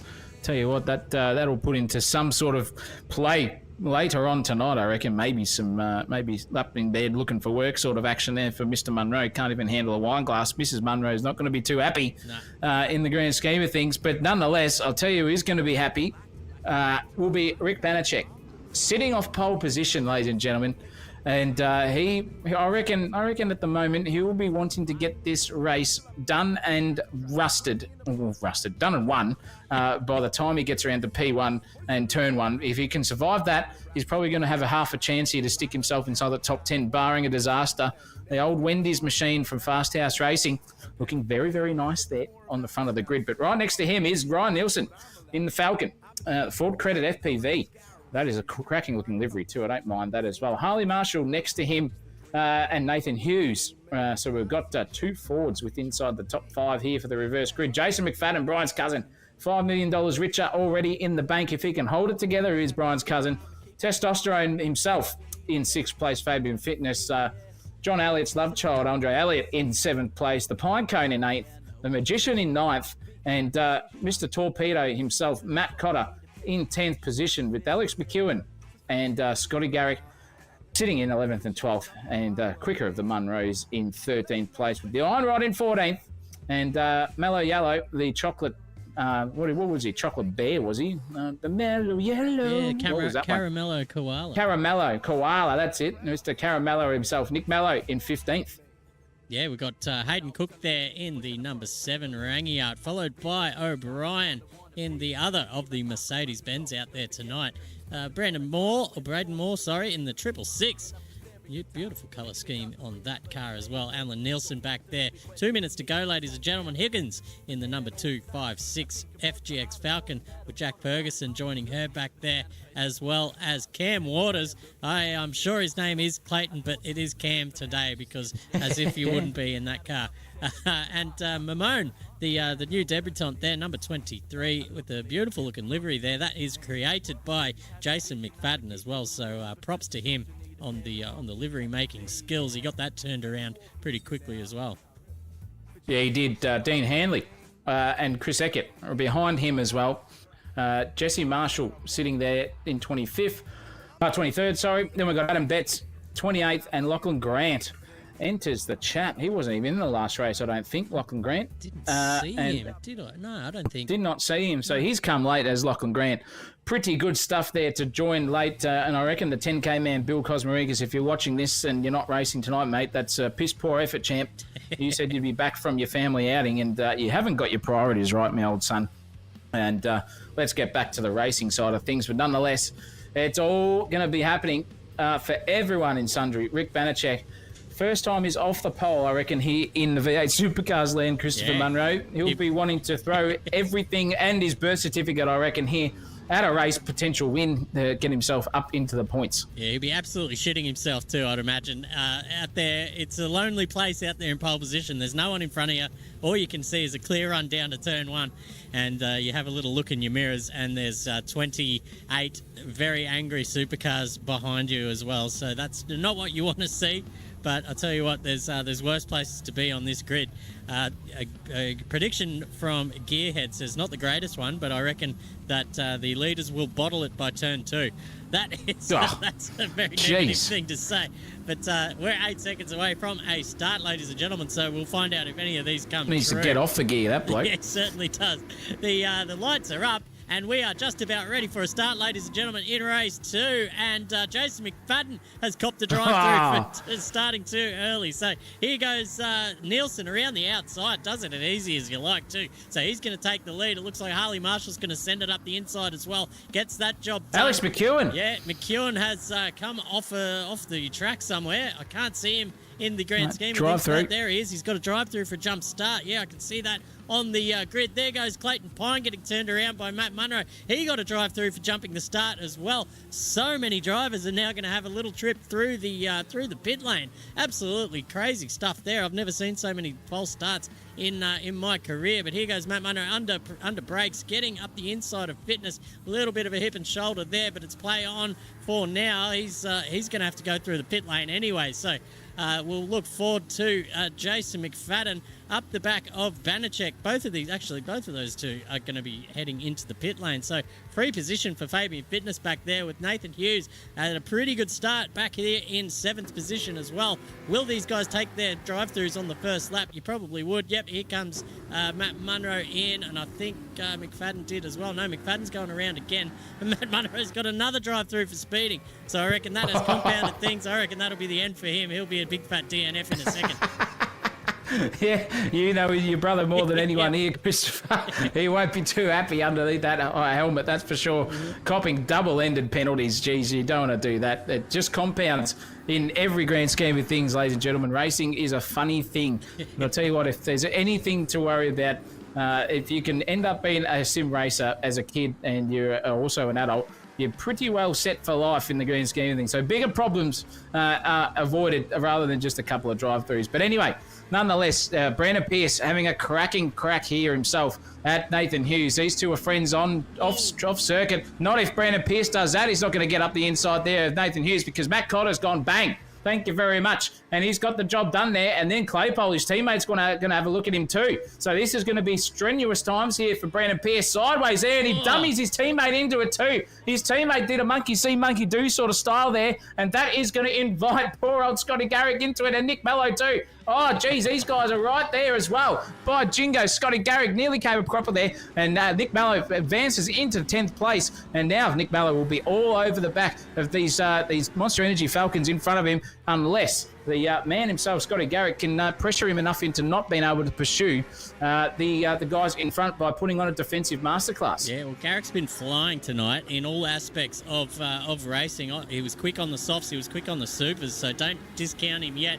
Down there in 11th position, he will certainly be giving the reigning champ here in Supercars land a dead set rev up from behind in that Volvo. He's got that thing planted as well. It looks very stable, doesn't it? Out of the turns, there's no oversteer, there's no understeer on the way in. He's just got that thing absolutely hooked up. Look at that. It's like it's on rails. The Volvo boys working hard this week on these setups, and it's certainly paying dividends.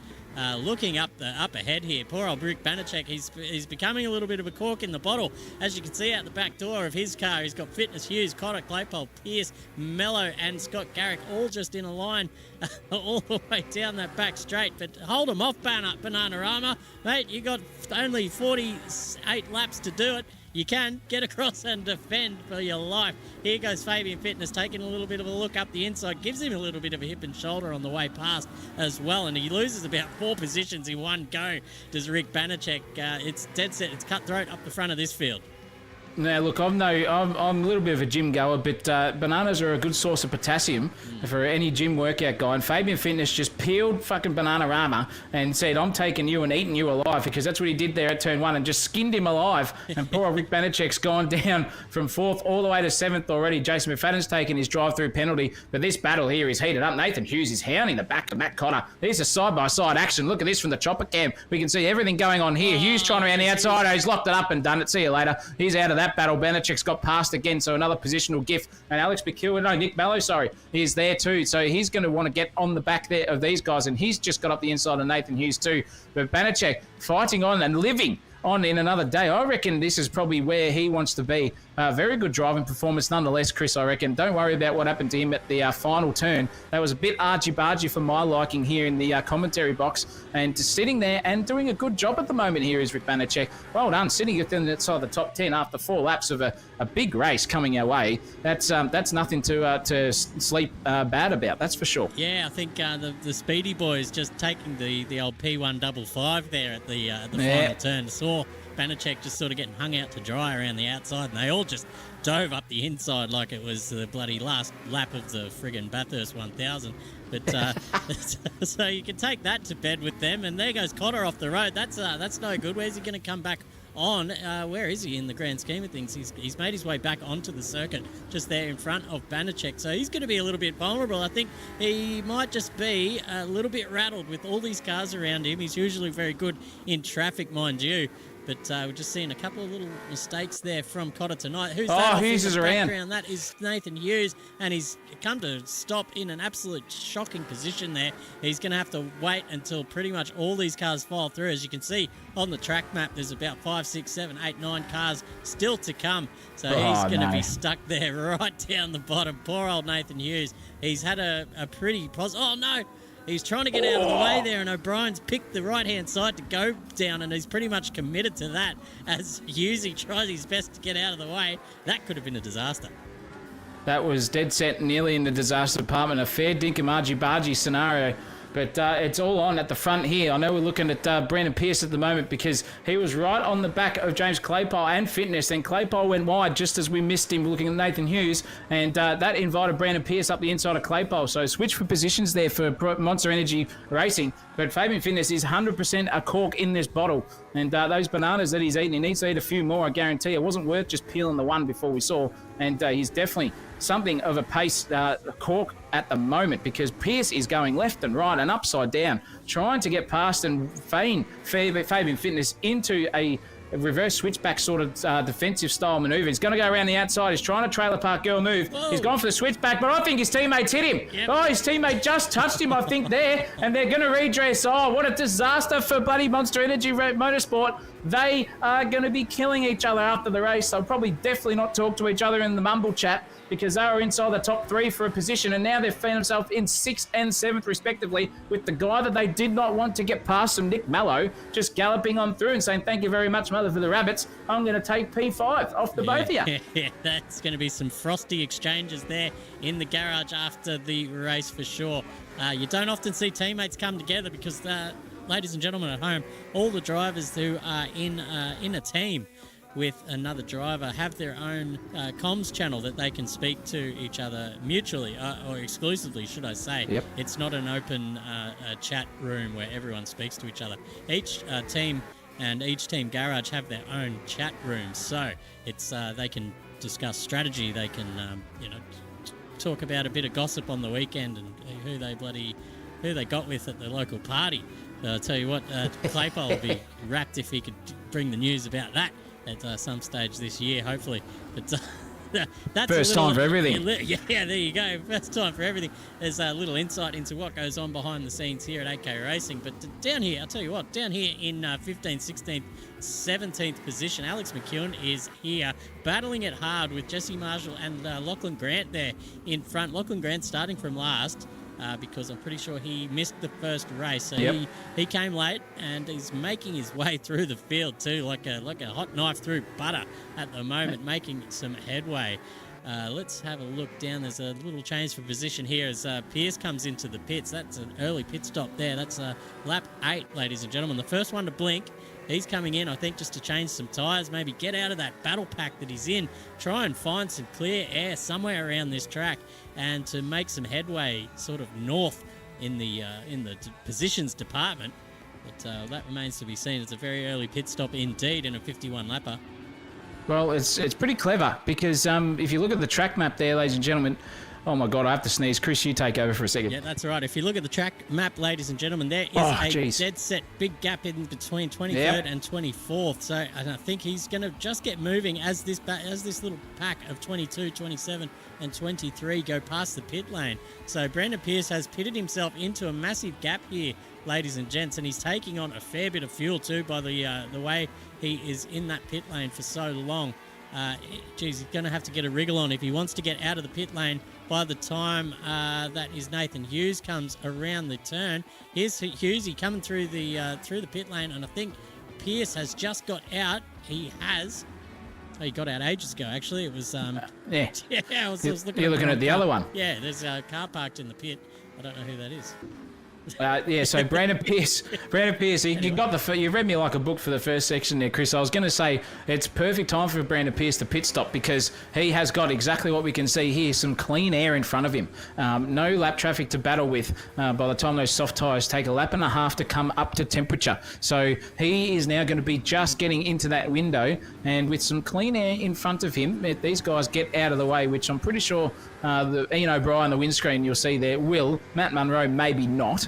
Brandon Pierce might have the undercut advantage. So it's going to be pretty crucial here at the moment for his competitors to see what sort of pace he's doing and where he is relative to the data to see where Brandon Pierce comes out, because I think this is probably a really good time for Brandon Pierce to gallop on and make a massive undercut move here. I would say it might pay dividends now. It might be a bit of a bear market at the back end of the race with the tyre life department, but we'll see how Brandon Pierce goes. Sitting in 18th, that's okay. Harley Marshall is still leading this race in first position at the moment, and Brian's cousin McFadden, he is a millionaire. Now he's about to be a two-time millionaire. Oh. If he gets that job done, well done. Just got it pulled up there by the absolute skin of his teeth there. Nearly skun Bananarama again. The second time the guy that's been skunned tonight, possibly, but he's got it all galloped up. And Jason McFadden charging his way through the field, hopefully where he should be, up inside the top 10, definitely in the pace difference department. That's where he usually is, somewhere up there, and they're doing a very good job at the moment. Just looking left and right and upside down here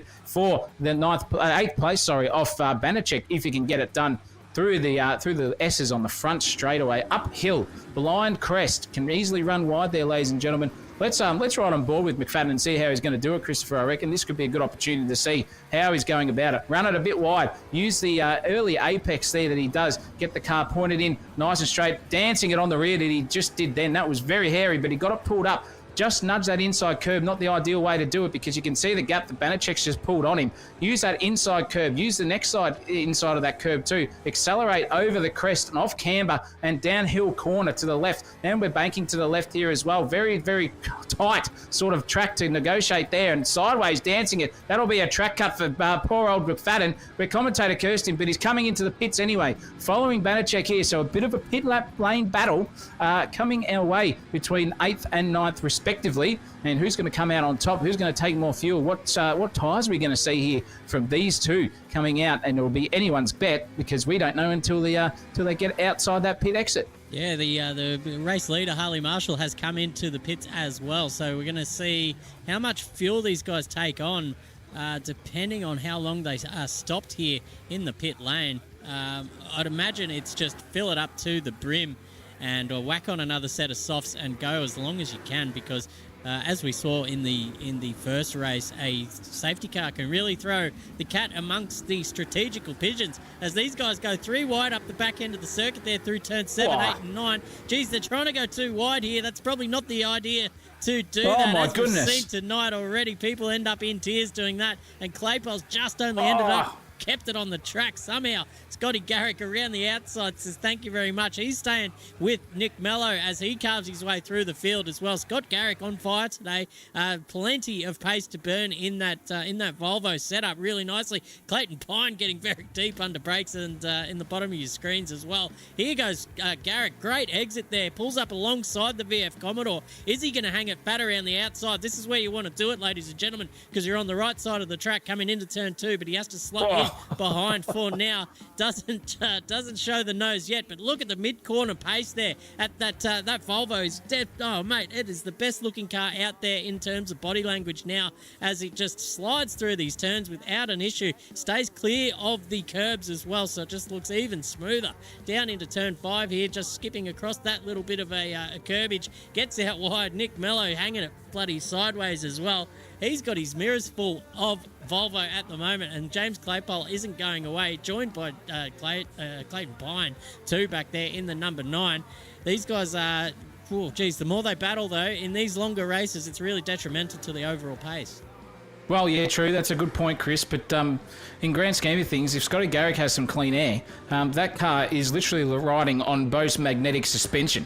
It is just as flat as a tack. No bump is affecting that car. I want to know what dampers he put for this round, because that is as flat I've ever seen a V8 supercar behave. And you can see what happens between Nick Mello in front of him. That VF is dancing more than bloody Dancing with the Stars champions from this year at the moment all over this circuit. And Scotty Garrick's just cruising. Oh, my goodness, what happened to Nick Mello there? He just nearly darted the inside of that curb. A rare mistake there from Nick Mello. Nearly poleaxed himself into oblivion there. Nearly hit the wall harder than the bloody gearheads at the Revs on the Sunday night. I'll tell you what, recovery session, eat your heart out, Nick Mello. But Scotty Garrick right there too, on the back of him at this point in time. Great car control there from Nick Mello to gather that up. Somehow stick it and made that P2 still. He's at the moment for another lap to survive. But Scotty Garrick looking very, very smooth. Oh, this is nearly Jenson Button-esque sort of driving here from Scotty Garrick. Smooth as you want at the moment for Scotty Garrick. Driving around in that Volvo looking sensational. Yeah, absolutely smooth as eggs. We're going to call him the Eggman for the night. We're going to check in down the order a little bit because I'm sure these guys are going to be locked in that battle for some time to come. Braden Moore down here in 21st position, should I say. Just trying to hang on to the back of Andre Elliott, but I think it looks like that Elliott just has a little bit too much pace for Moore at the moment. Braden just certainly asking the car for a little bit more here in the 13th lap. Oh, geez, open a window. That is an absolute shocker from your commentator, your friendly commentator here in the sensational box, Chris Munro. Chris Eckert, however, he's trying to stick onto the back of Fabio Fitness as well. We saw Eckert getting turned around at the start of this race, so he's on a bit of a recovery drive. Matt Munro in the pits, Clayton Pine in the pits at the moment as well, taking their first pit stop. It seems the majority of the drivers are opting for the soft tyre in this second stint. Jesse Marshall and Jojo Higgins and Mamone and Lachlan Grant all on the super soft, should I say. Everyone else opting for the harder compound. We'll wait and see what the other guys come out. It looks like Clayton Pine has opted for the soft, and Matt Munro still in the pits, dropping a number of positions. Is he moving yet? He is. He's moving out now, so he must have missed his pit box or something because he has dead set dropped down the order. Sat in the pits for absolutely ages there, coming out on a set of soft tyres. 41.9 seconds was that transverse through the pit lane. That's nearly a lap. At race pace here for Matt Munro. Whether he missed it or he pressed the damage button for a bit of aero damage and it just took a bit longer than what it should have done for Matt Munro. But he's stuck fat there, Chris. He hasn't done what you thought he would do. Maybe because he's on the pace, he's taking a thing out of your books. It's never over until the fat lady sings, and that checkered flag is waved because he has definitely got the pace this weekend. But I'll tell you what, the windscreen here, no cracks in his windscreen at the moment. Looking very, very brand new for the windscreen man himself, Ian O'Brien, and driving in 11th place at the moment, hunting down the pine cone. This is a cracking drive from him. He's gone back to the... he always was in the Mercedes-Benz. That was Banachek that was in the Merc for a bit and switched. Yeah. But he's looking very good at the moment. Is Ian O'Brien in 11th and driving very well. That Penrite Mercedes-Benz does look very, very good. Lachlan Grant's just taking a drive through. He was up there in the positional changes and not anymore. That's basically a lap down for Mr. Grant, hoping a safety car will come later on in the race. But geez Louise, these guys are having a cracking time at the moment driving around here. Oh, it's all happening. We've got a bit of a lull in the proceedings. So everyone's sort of around that second at the moment between each other. Apart from Ryan Nielsen, actually, he's hunting the back here of Banachek. This could be a good battle here, Chris, to flick through too, because they are hunting each other. Ford versus Holden. And the Blue Oval is looking the stronger of the pair at the moment. Banachek slid down from pole and is now in 14th. And now Ryan Nielsen slides it up the inside. Tokyo Drift style. I'll tell you what, the ding-ding-dings were going at the moment. Drift King, eat your heart out. Ryan Nielsen just made it stick and didn't cause any collision between himself and Banachek. Great car control, but he's definitely got the pace difference on Banachek. So 14th is in his eyes at the moment for Ryan Nielsen, and I reckon within the next half of a lap we're going to see a positional change here, or if not coming into the final turn, he's right up his gearbox at the moment.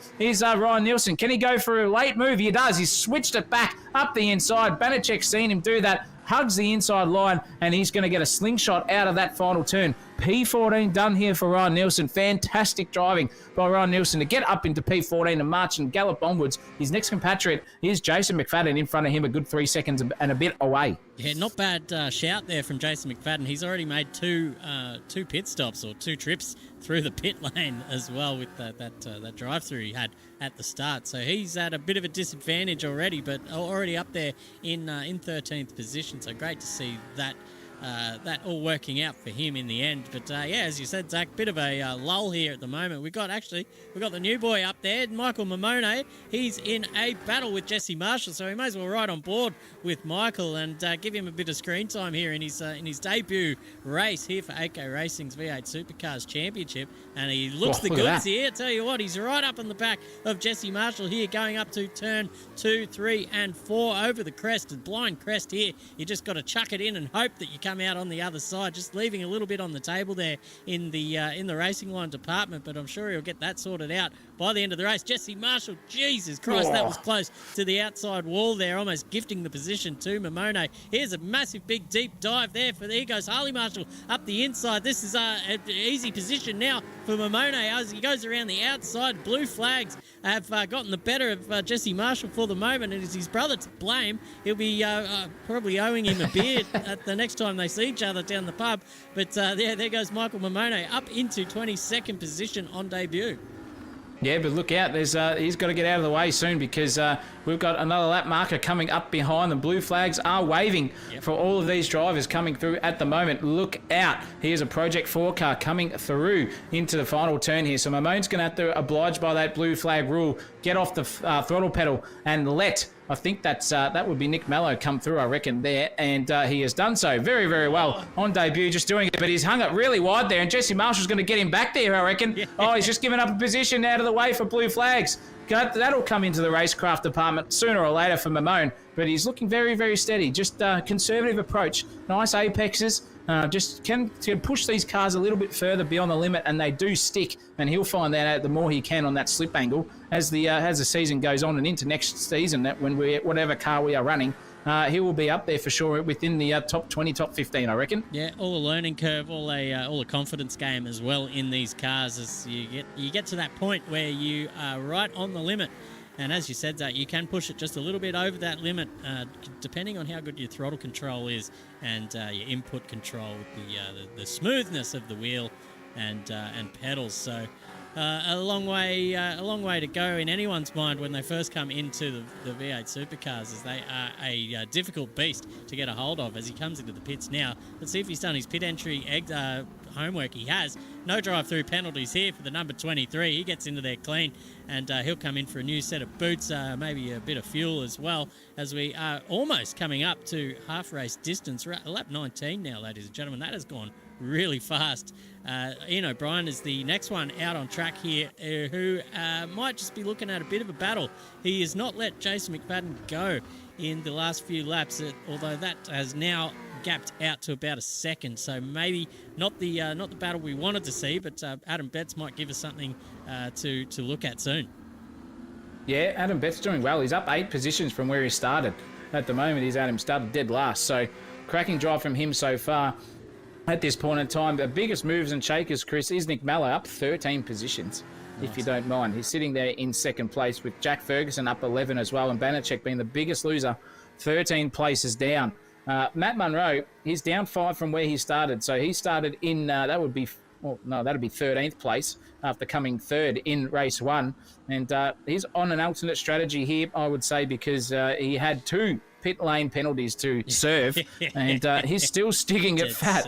He's dead set. I'll tell you what, he's lucky he's on the he's on the white smoke before each race, because other than that, I reckon he would have chucked the PC out the window, gone and kicked the skyline, and definitely done some damage to some walls if he wasn't on that stuff before the race. But nonetheless, 18th place, he's got Jojo Higgins in front of him, and a bit of an angry battle pack because Elliott and the chef in 15th, they're all becoming a bit close to each other for some company, and Banachek too, if you don't mind too. So Matt Munro doing 1:10 threes during the practice sessions this week. He'll definitely be quicker than a lot of these blokes if he can do it quickly and get it done within a appropriate amount of time before his tyres start to die off. Yeah, looks like here goes Elliott up the inside of his teammate there, and just getting it pulled up. Matt Munro trying to get involved as well, just on the inside of... that's not good to see.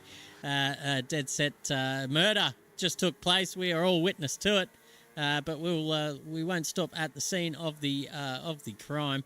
Hayden Cook just following his teammate through there on Andre Elliott. They're all just lining up behind Banachek, who has driven absolutely beautifully to start this race. He started off pole, mind you, ladies and gentlemen, in the reverse 15 grid. So here is a safety car, ladies and gentlemen. We have our first safety car for race 2. We're in the lap 21. So here we go. We're going to see the pit lane open up to an absolute gaggle of cars at the moment. Matt Cotter is the man controlling the field. Whereabouts is he? He's all the way down the other end of the field. So he's going to just hightail it as much as he can to get around to the pit lane and probably come in for a set of super softs to negate this new restart that's about to happen.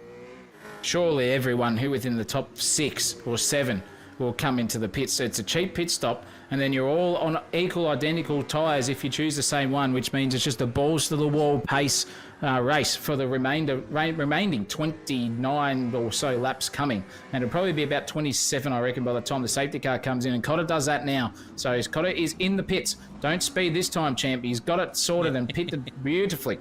There's Matt Cotter. So now you can see a little bit of that checkered flag just popping up in his subconscious at the moment, just dreaming of doing the champagne, doing a bit of a burnout there at the end of it. And so with Harley Marshall too, I tell you what, and Scotty Garrick, this is definitely interesting here. Nick Mallow in 4th place.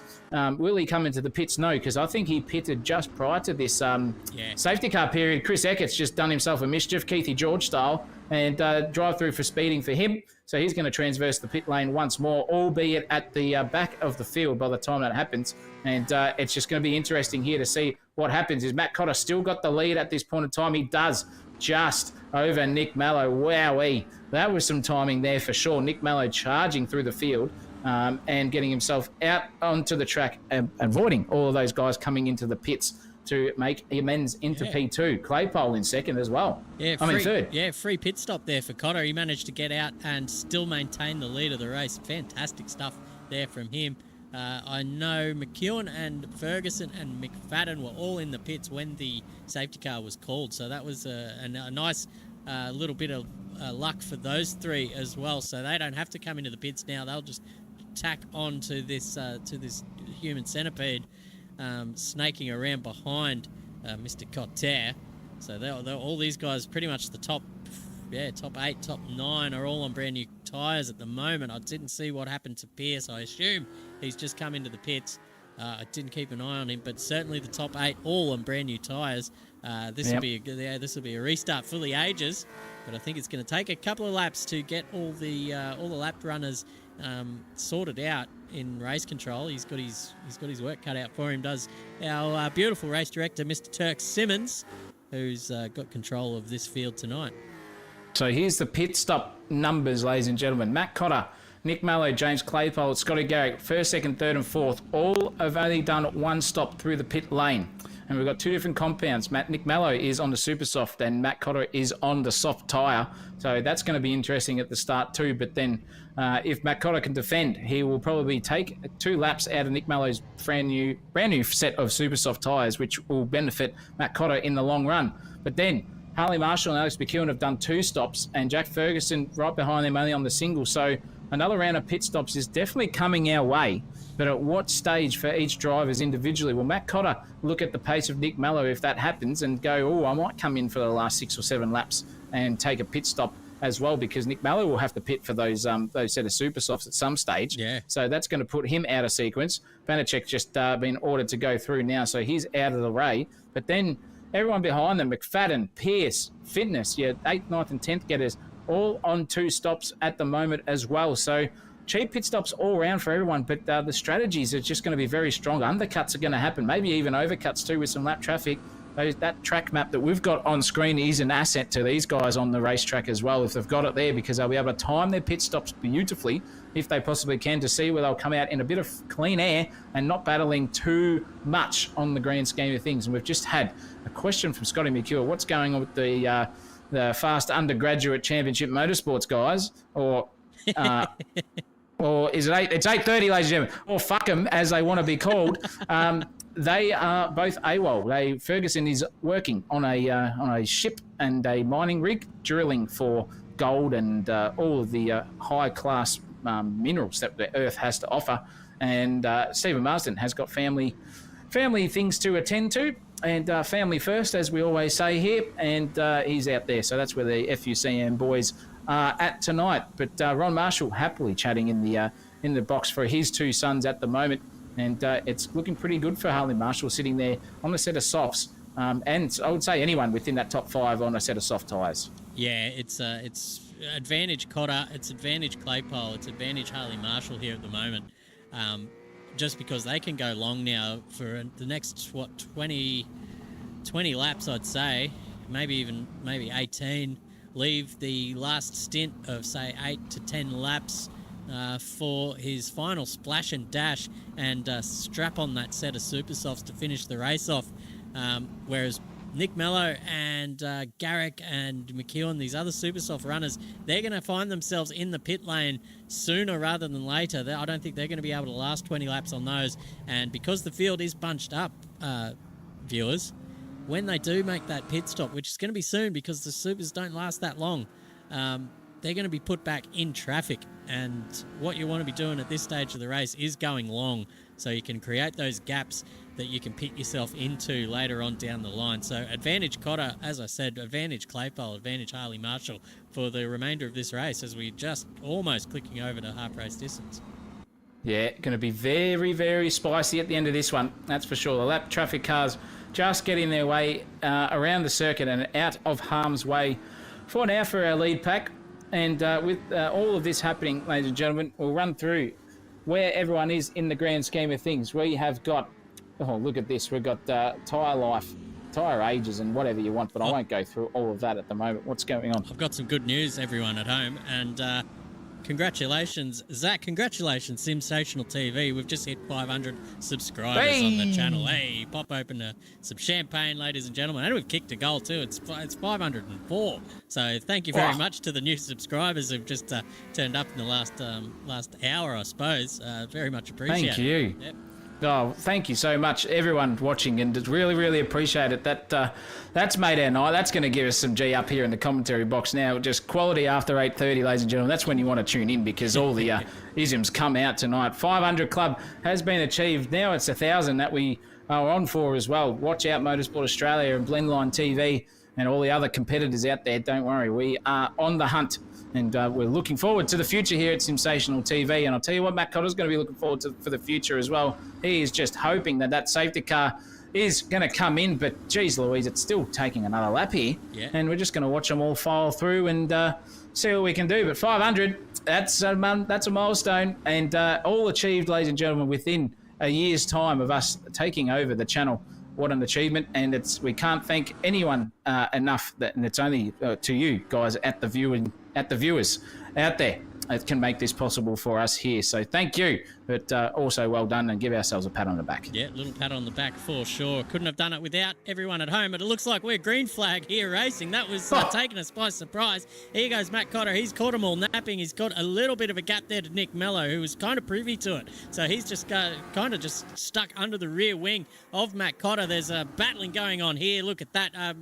Alex McEwen just dropping back through the field. Two Rangy out boys up the inside there. A little bit of contact as well. Oh, Matt Munro just trying to skirt his way through. He's in a Rangy out sandwich. One of the cars off track just gets avoided there by the Mercedes. Shoots up the inside. Oh, gets knocked in there. Geez, that was poor vision there by Andre Elliott, but they both survived. Matt's going to try and just dive up the inside again. The hole is open. The gate, there goes two Rangiart. Cars have taken each other out. Cook and McFadden, of course, look at an this absolute gaggle of rubbish down the back there. Holy moly. But looking forward here, that is McEwen just giving Ryan Nilsson all pretty much a bath on the way past there. Geez, get my words out, ladies and gents, as he goes through turn 10. That's an easy position there made by Alex McEwen, but Scott Garrick just hanging it fat around the outside of Claypole, who can see Matt Cotter has just been passed by Nick Mello as well. So those soft tyres doing what soft tyres do and take just a couple of laps to get up to pressure and temps, whereas these guys on the super softs are just trying to make hay while the sun shines. Yeah, and that sun is shining at the moment. Very, very hard here. 32 degrees out there at the moment, ambient, and 26 on the track. So still a bit of time here for Matt Cotter. He won't be too phased about that, Chris. He just knows where he is, and I think he's got the brains and the smarts to know where he is in the grand scheme of things. Let Scotty Garrick behind him use up all those tyres and make sure that Volvo doesn't get past him. But I'll tell you what, that Volvo looked as planted as anything on the track. And oh no, that is Matt Munro. See you later, son. He is facing the wrong way. He will be giving the proverbial sign to everyone in sundry, whoever that was. If that was only by himself, did we miss it or did we get it? No, we got it. Complete unforced error, unfortunately. Just trying to overcook it on cold tyres there. So something to think about there in the Mercedes. It's a powerful beast. You've got to treat her kindly with plenty of respect on the exits of the corners. But Harley Marshall now on the back of James Claypole. Yep, very well done. And Matt Cotter's just been passed by Scotty Gary for a moment. And Scotty Gary went under brakes, got him, but then he switched back to Matt Cotter.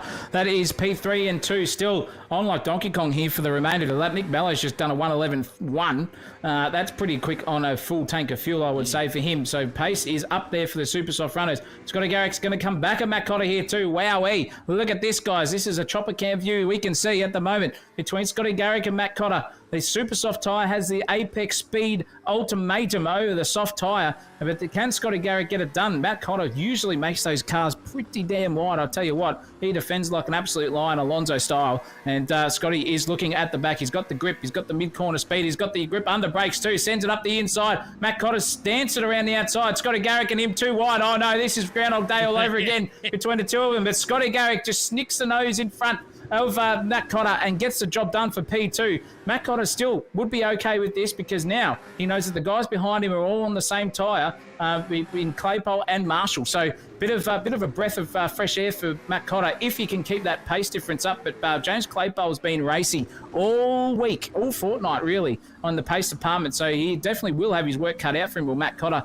got to keep these two angry customers behind him. Marshall Brothers Racing with nothing to lose in Harley, and James Claypole with all of the dick swinging to be put back into the department after making amends and being the quickest throughout the week in the practice server. Yeah, they might even want to try and work together here a little bit off the restart and just try and stay in touch with those two guys on the super softs that are just gaining by each turn, and each time they try to defend from each other. They're just slowing each other down in the long run. So all three of these guys could work together here and just pump out some low 12s, maybe some high 11s if they can on the soft tyre, and stay in touch with those two at the front. And they've just pretty much put themselves in a massive advantage to take the flags here in race 2. We've got 23 laps to go now. So. How long are these super softs going to last for Mello and Garrick? Maybe another 5 or so laps, maybe 6 or 7 at a stretch. So those guys will be coming in, and as you can see on the track map, there's still a bit of a bunched field there from midfield down, and not many gaps to put yourself into. So the longer this race goes, it's better for these guys, Cotter, Claypole, and Marshall. On the other hand, here comes Alex McEwen, who's on the fresh set of supers. Had a bit of bad luck at the start of that restart as well. So he's just making his way back through the field with a fair amount of pace too. As you see him just closing in on the back of Marshall there. We might even get a little reverse view from Marshall's car and get a look at that beautiful livery of Alex McEwen. The what is it? FCUM? No, that's the that's the Project 4, mate. The Dare Ice Coffee, not the Dare Ice Coffee, Farmers Union. Union. Jesus Christ, I haven't had enough of that today. Look at that, very close in the nose to tail department through the sweeping S's down the back as McEwen just gives him a little bit of breathing space in front. And now look at the exit that McEwen's got, draws alongside Harley Marshall looking into turn 10, thinks better of it and just sits back behind him and might just have a crack at him down here at turn 11. Yeah, look, Alex McEwen looking at the rear bumper and having a sniff. I'll tell you what, it's that rear bumper of Harley Marshall with Alex McEwen is looking very enticing. It's looking like a line of coke for any Hollywood celebrity at the moment, just sniffing, and ever so closer is Alex McEwen to that rear bumper and getting that pace advantage because he knows those super soft tyres are coming to the end of their life. They're not at their prime anymore. They're just on the teetering edge. And sticking behind a car for too long hurts them. So here we go, sideways, side by side. Oh, geez, nearly. That was contact there between the two of them. They survive it again. But look at the super soft tyre advantage there. Alex McEwen sideways on the exit there. Not a very good line for him to take. Harley Marshall stable as a house built by a what do they call Amish people, and looking very, very nice at the moment. But geez Louise, Alex is dancing everywhere at the moment, just using every bit of grip those super soft compounds can get and seeing if he can get past Harley Marshall, because in front of Harley Marshall, James Claypole is about the same pace as him too. So Alex can probably sniff 2 positions. If he keeps doing that though, it's not the Baja race, Alex. It's V8 Supercar. Stick it on the black stuff, son. Oh, Marshall sideways there. Keeps it fat. Tokyo Drift style, but here goes Alex McEwen now. He's going to take the move and get that job done, I would say. Sneak it up the inside, tight apex there, and just get the slingshot with those super soft tyres. Use all the grip and all the momentum on the outside. Got the job done. Those Alex McEwen, Harley Marshall down to 6. Claypole now, he will be sweating a little bit. His non-existent moustache and hairs on the top of his lip, Claypole, will be looking a little bit shinier by the moment here, and that's exactly what happened. He's ran wide. Pressure's coming already. Alex McEwen now lining up James Claypole. This could be interesting here now. We've got soft versus super soft tyre. Who's got the grip advantage at the moment? Alex McEwen driving the wheels off this thing. Look how close he is to the rear bumper of James Claypole at the moment. Get the car pointed in, turned exit beautifully there. A little bit of oversteer, nothing at all really for Alex McEwen. Those grip tyres of the super soft compound are working beautifully at the moment. A shallow entry there for James Claypole, a bit wider for Alex McEwen. Now through the S's here, they're both going to be on the point of limit of the grip of both compounds here. No, very good car behaviour there from Claypole's car too. That thing's sitting flat as a tack as well. But Alex McEwen now hunting the back of Claypole. He's going to go for a move here, I reckon. Use the final turn if he can get it pointed and exited right. He's run a bit wide there, so no luck at the moment. Claypole sort of showed half the nose there and defended a little bit, which has given a bit of a cue now, because Harley Marshall there sitting in 6th, just teeting on the back end of all of these guys. But Alex still sniffing the barrel of a rear wing of the Falcon. That is James Claypole. Yeah, and Matt Cotter's just loving all this too, just looking in his rear mirror and watching the relative time of his car just bugger off up the road, really, while these two get stuck into each other. Massive advantage now to Matt Cotter over the other soft runners in this race. Nick Mello hasn't really made too much of an impact. He's got a 2.8 second advantage over Scott Garrick, who also has a 3 second advantage over Matt Cotter. So it's about, 7 seconds covered the top 3. McEwen now just slides up the inside of Claypole, gives him a little bit of curry on the way out. Oh, but nothing jeez. to cry about. Here comes Marshall trying to get involved as well, but that just wasn't on there. Best just to sit back and reevaluate the situation there, Harley. But because he made that move just a little bit too early, that's stunted his momentum down the back there, and now the gap has blown out to about half a second. He's going to have to work hard now on the next lap to close that gap in if he can. Big smoke signals there from Clayton Pine as well down the back. Just maybe the Super Soft's just starting to drop off just a little bit. We've got, how many is that? 18 laps to go. So we're into maybe the hot spot of people coming into pit now. They can put on a set of softs and fill up the car and get to the end. So what's that called? The magic number has been reached here in this race. So anyone now making a pit stop might be able to just fill up and go to the end if they were inclined to do so. You might see the guys on the Super Softs just have a little bit of a crack at that, but I think they're just going to try and stick it fat, as I said earlier, and try and just stretch those tyres as long as they can to pit themselves into some clear air. As you can see, a couple of little gaps starting to form now between maybe 9th and 10th, 10th and 12th on the track map down there in your bottom right. Adam Betts now giving Nick Mello a bit of a hurry up, who has come in for a set of softs in the meantime. So he's come out and he's got his hands full with bloody Adam Betts has just popped his head up on the track in 11th position. Putting his money where his mouth is the gambling man, Betts himself. Yeah. And those soft tyres of Nick Mello's will be as cold still. So he'll be wanting to get them things up to temp because he doesn't want to lose 10th place here from Adam Betts, who is really, really hot under the collar at the moment. Driving very, very well too, mind you, is Adam Betts. So good on him, get a bit of a taste here of the driving lines by the top guys too, will Adam Betts. So he'll be taking notes mentally, even he might not think about it, but subconsciously he's got some notes on where they point those cars, and then he can follow him and try to stick with him as best as he can. So a good job here from Adam Betts and Nick Mello as well. So Alex McEwen is, where is he? He's in 11th. And he, in the grand scheme of things, let's have a look at the pit stop number. Zach O'Reilly, get it all up. He has pitted as well. So Alex McEwen is now on the set of softs till the end, just like his teammate, and he's sitting with a bit of clean air in 11th place as well, which is a good thing for him, and he'll be wanting to get up into the top 5 once all these pit stops sort of do their thing. Scotty Garrick, Matt Cotter, and James Claypole, the only guys within the top 10 now to only have one stop under their name. Yeah, so this will be the interesting battle now on track. It'll be a time battle here. What kind of pace can Matt Cotter set on these set of softs here?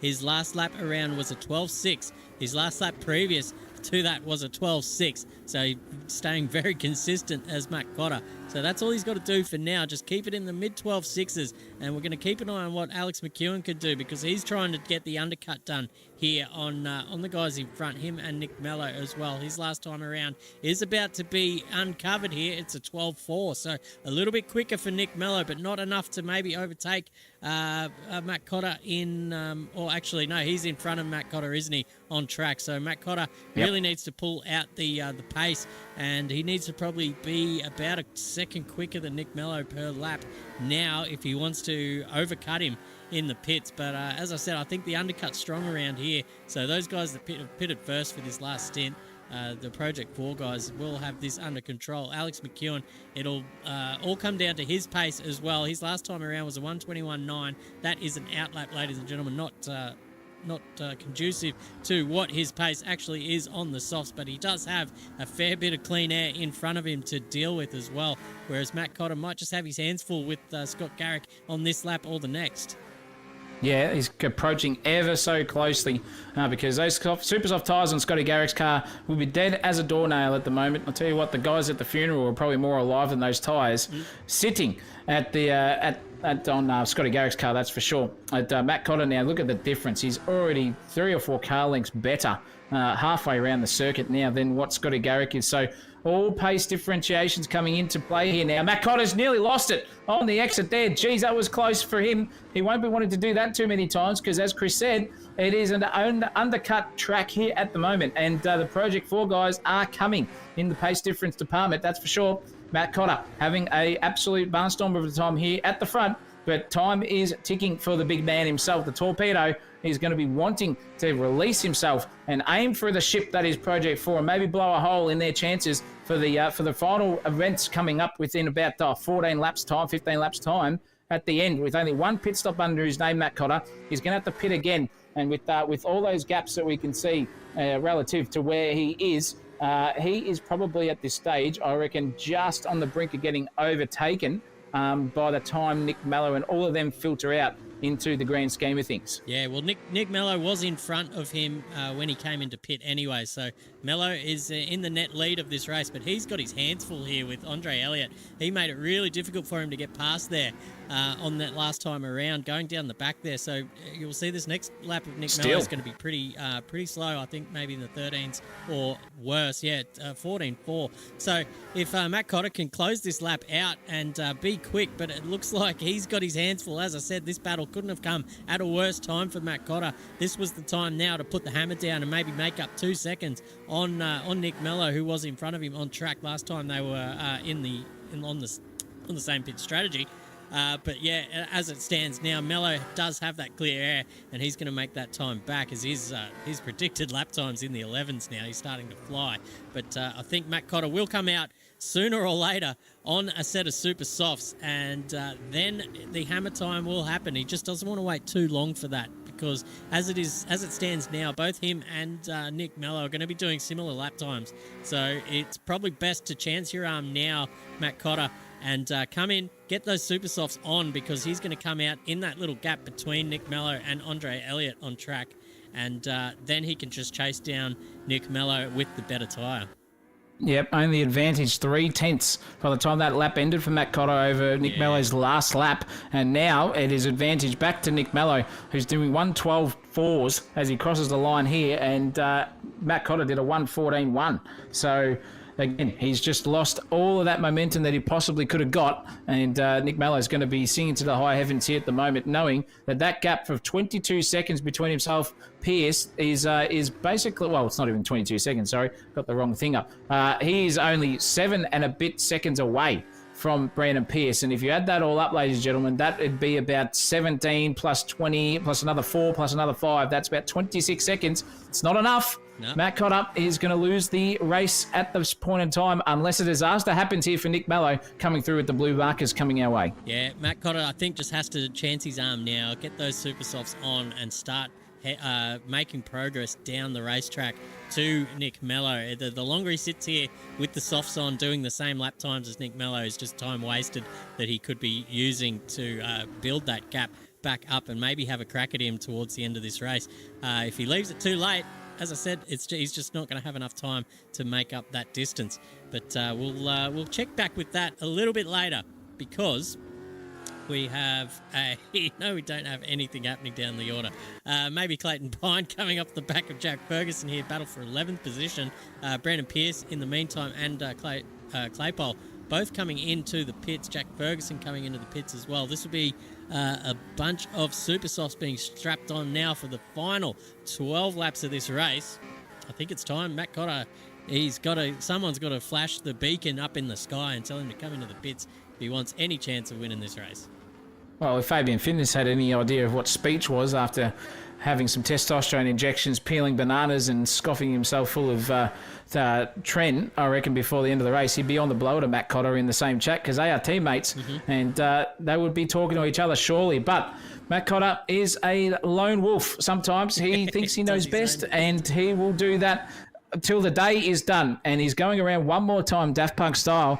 And that gap now is only 21 seconds between himself and Nick Mello. And if he's not careful, he's going to slot back into probably 6th, I reckon, by the time the pit stops come through. Maybe even 7th as well, behind everyone else. It's just nuts. He might even get overtaken by Alex McEwen at this stage.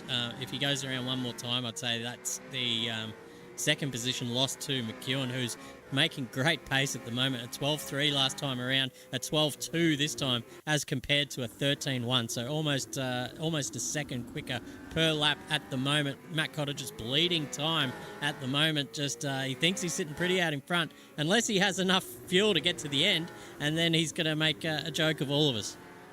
Well, who knows? I've not done any pits. I've not done any fuel calculations at all. Did not care about that. So it could be a fuel saving strategy here for Matt Cotter too. He's doing a Baja move at the moment, but he's going around again. Wow, we could all be fools here, or we could just be completely right, Chris. We don't know at the moment. Yeah. So all eyes are on Cotter versus Nick Mello versus Alex McEwen too. Scotty Garrick Supersoft tyres will be singing to hell and high water soon, I'm sure. But he's doing 11.3s at this point in time. If he can keep that lap together, that's relatively quick pace too. So look out for Scotty Garrick. That Volvo's been on song all night here for AC Karting, doing a great job representing them too. So is Andre Elliott too, if you don't mind, sitting in 6th. What a great result for him so far. Bit out of sequence, but that's okay. The windscreen's in the side of the top 10 as well, but he's got Brandon Pierce on the set of Supersofts hounding him at the back right now, and Brandon Pierce is probably going to make a meal of Ian O'Brien and just take that windscreen out of his truck, steal it, put it on his own car, and take that position 9 out and done and dusted. Brandon Pierce, 9th position. Thank you very much for the rabbits, he says, or thank you, Mother. Indeed, for those rabbits as he takes 9th position off Ian O'Brien. Great drive so far, Ian O'Brien. If he can stick fat there in 10th position, that'll be probably his best, or 9th position now, that'll be probably his best result of the season so far. So congratulations to him and party in the Ian O'Brien household as it stands. Fabian Fitness, the pre-workout's probably starting to wear off now, so he's just looking forward to the checkered flag so he can go and bench press his sim rig and then triple off to bed for another day of hard yakka tomorrow, I'm sure. But he's got his hands full with Ryan Nielsen in front of him at the moment. 2 Fords battling it out. Matt Cotter now finally in the pits. We are going to just sit here because I want to see where Nick Mello comes around. He's already passing him in the pits now, so massive advantage there for Nick Mello, as we said. So that's easy position there for him. Cotter's moving. He's going to come out just behind Scott Garrick. Where is Alex McEwen? Coming down the main straight as well. You can see Matt Cotter just leaving the pit lane, and Alex McEwen right up his clacker coming up the hill here into turn 2. Wow, and he's got his tyres up to temperature, but Matt Cotter does have the aid of better grip for the time being, even though those super softs are a bit cold. Gives him a little bit of a hurry up too on the back bumper.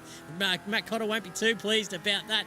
Alex McEwen knows this is his only chance to make the move stick, and he goes for it. Geez, that's aggressive stuff there from Alex McEwen. You don't really see that, but James Claypole getting involved as well, looking around the outside. Matt Cotter trying his best to stave off the attacks left, right and centre. James Claypole gets past. Thank you very much, he says. Matt Cotter will be absolutely spewing. If he pitted a lap earlier, he would have been another second down in front of these guys and wouldn't have had to deal with this stuff. You got to listen to your friendly commentators, mate. We know too much for our own good sometimes, and it just annoys me. Yeah, look, you've been a victim. I've been a victim to both of our strategies, undercuts, overcuts, whatever. We learn the hard way, but it is easy saying it up here in the commentary box. We've got a hell of a lot more data than what these guys do. You can't look at your lap times and deltas and everything like that and positional tracks while you're driving around Sonoma. It's a bloody tough track at the best of times. Scotty Garrick's just done the fastest lap of the race, if you don't mind, on 1:11.1. Well done to him so far. So that's a cracking drive here for Scotty Garrick in third place. But Matt Cotter has staved off Alex McEwen's attack for now, but he's got James Claypole in front of him, and they're both on super soft tyres, but Matt Cotter's got the grip advantage over Claypole. So coming to the dying stages of this race, Matt Cotter's going to get himself into fourth. I think third is all out, done and dusted for Cotter's hopes at the moment with Scotty Garrick. A good 7 seconds down the road from those two at this point in time. But what a cracking drive here from everyone in the top four. They've just basically blitzed everyone. Harley Marshall took on a full tank of fuel too, said Ronald Marshall in the chat at his last pit stop. So he's got the effective lead of the race at the moment, but Nick Mallow's in charge and will take P1 if everything goes well at this stage. So cracking drive. But Alex has just dropped off the back of these guys for now. And Ron Marshall having a good chat, telling his elder son a bit of patience, mate, and just getting the spelling completely wrong there, Ron. Come on, mate, you've got to get up in the thesaurus department. We're not a hospital, patience the other way around, but still, nonetheless, great driving here from everyone inside the top 6 so far. Yeah, it's been a cracking journey so far. We've seen alternate strategies. We've seen just straight up down the middle, soft, super soft strategies work for everyone, really, and it's a testament to how these cars have been built on the tyre life department. It really makes for exciting racing. It's not just a matter of, it's going to be, the race is going to be an hour, so the tyres are just going to last the whole time, and it's basically a qualifying battle, you know what I'm saying? It's not just a time battle here. Who can do the most bloody qualifying stint laps in a row? There's real racing, and it gives the driver something to think about while they're out there lapping around, because the tyres do degrade, and they do so quite quickly, which really spices it up. Like looking through the order now, the Project 4 boys have both done 4 pit stops in this hour-long race. Brandon Pierce has also done 4 pit stops. Fabian Fitness has also done 4 pit stops. So plenty of drivers opting for a 4-pit strategy, which really just opens the door to everything. And it gives another dimension of excitement and things to think about as well in the lead up for these drivers to get set up for the races. It's not just a walk in the park around AK Racing, that's for sure. Nah, no way. You've got the best drivers in Australia, New Zealand, and overseas too. We've got Jojo Higgins representing US of A. We have in the Wednesday Cup. We've got the Malaysian Marvel himself sitting there too, and it's great to see some international drivers. We had Pascal Hein last season as well, all the way from Germany, doing a very good job too. Unfortunately, couldn't be around with us this season, but Jojo Higgins driving very well in 17th place, if you don't mind. Pretty damn good. Be inside the top 20, as is our man Mamone. He is having a cracker. He is in 20th as well, sticking fat there too. But I'll tell you what, Scotty Garrick though, Christopher, he is looking all over the back here of Nick Mallow. This is on at the moment. Soft tyre versus super soft. Scotty Garrick, geez, how much life has he got left in those tyres? He's doing 112s, 112.1s, but he's following Nick Mallow around, and Nick Mallow's doing 112.4. So pace advantage at the moment is Scotty Garrick. That car absolutely on song and sitting as flat as a tack is that Volvo tonight. Jeez Louise, that's a cracking setup. Yeah, matter of time here. We've got Nick Mallow will be just driving in his mirrors at the moment, looking at the lap counter, just hoping it speeds up. Gets to lap 51 in a quick fashion. and doing his best to defend. So he's probably given up on catching Harley Marshall for the time being. Does Harley Marshall have to pit again? That's probably something for Ron to answer. But we've only got 5 more laps to go in this race. I'll tell you what, if he's got the fuel on board, just stick it fat to the end, mate. You've got 6.5 second advantage over Nick Mello at the moment, and that would be an absolutely monstrous drive from Harley Marshall if he was to finish in P1 in this race. But I tell you what, Nick Mello now, it's certainly looking in his mirrors, just waiting for that Volvo to tear out of the slipstream and make his attack. Where's it going to happen? Maybe into turn 11 here. He's just sat back here for the time being. Maybe looking to make some pace around turn 10. This is where it can happen, lads. If you can get that pace down, that exit sorted into turn 11, this is where the move's probably going to happen. Maybe not this lap, but certainly the next. He'll be there to have a look. Look at him all over the back of Nick Mello's car, and Nick Mello, not the easiest man to pass at the best of times. So this isn't a surefire thing here for Scott Garrick, but I'm sure he's going to give it his all. Look at the pace there, 12.8 last time around Nick Mello, 12.6 from Scott Garrick. And after doing like 11.3s earlier on in the race, you know he's got pace to burn. He's just got to set that car and put it on the right part of the circuit to get around this VF in front of him. And it's going to be a tall order, but I'm rooting for him. I reckon he's got it. I reckon he's got it in him. Well, I'm not going to try and sound like Mark Scaife too much here. I'm not a know-it-all and don't love the sound of my own voice. I can guarantee you that. It's cost me a few dates in the past. I'll tell you what, as soon as I get on the phone, they're just, the other half are just like, what the friggin' hell's going on here? But anyway, Scotty Garrick, what he has to do is he has to just focus on where he needs to drive. If he follows Nick Mello out of that final turn like he has every single time, running on the inside curbage, that, I'll tell you what, you lose 3 or 4 tenths pace straight away if you run that line. Your car does not get settled on the exit of that corner. You need to have a wide approach and then cut right back out. If you run that ripple strip just like they're both doing, the track grip's just not there. So, Scotty Garrick, just choose the lines that you've been driving, mate, and don't get caught up with the guy in front of you, Nick Mello, because it'll just hurt you in the long run. The tighter you run those lines as well, Chris, is the more time that the tyre is actually loaded. And that loaded tyres means sliding, means wear, means less pace. Yep. So if Scotty Garrick can just reset his eyes and just look forward to where he drives and look through Nick Mello's car, he could be right up there and giving Nick Mello something to sweat about for once in his whole bloody life. Yeah, sometimes you can get a bit complacent back there in the trying to overtake someone department, where you focus too much on the rear bumper of their car, whereas you should be looking past their car, looking to where you want your car to be. And it's very easy to get caught up behind someone and just not be in the right position. As you can see, he's just probably 2 or 3 car lengths further back than he needs to be to make a move here into the final corner. I think that's going to be his only opportunity, ladies and gentlemen. Maybe into turn 7 might be an opportunity, but he's got to be close enough. As Zach said, he's got to be on it out of this turn here. But geez, the smoke signals aren't going to help, and that's not the fastest way through that turn. But as we see, that gap is now out to a second. He's only got 2 laps to bring that gap down. Nick Mello driving beautifully as well, just managing the pace of that VF Commodore really nicely and managing those soft tyres. Maybe the Super Soft's just starting to let go a little bit as well for Scott Garrick. So maybe he's happy. I think he will be happy regardless with a 3rd position. But how much sweeter would a 2nd position be?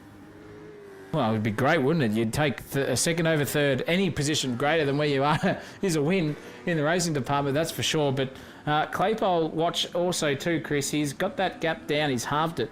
I know we're only 2 and a bit laps away from the end, but still, if Scotty Garrick makes 1 error, James Claypole is going to be up on the back of him, because Claypole's basically doing the same lap times as Scotty Garrick. So only 1 slip up is realistically all Scotty Garrick is going to have to not do, and he'll secure that 3rd position.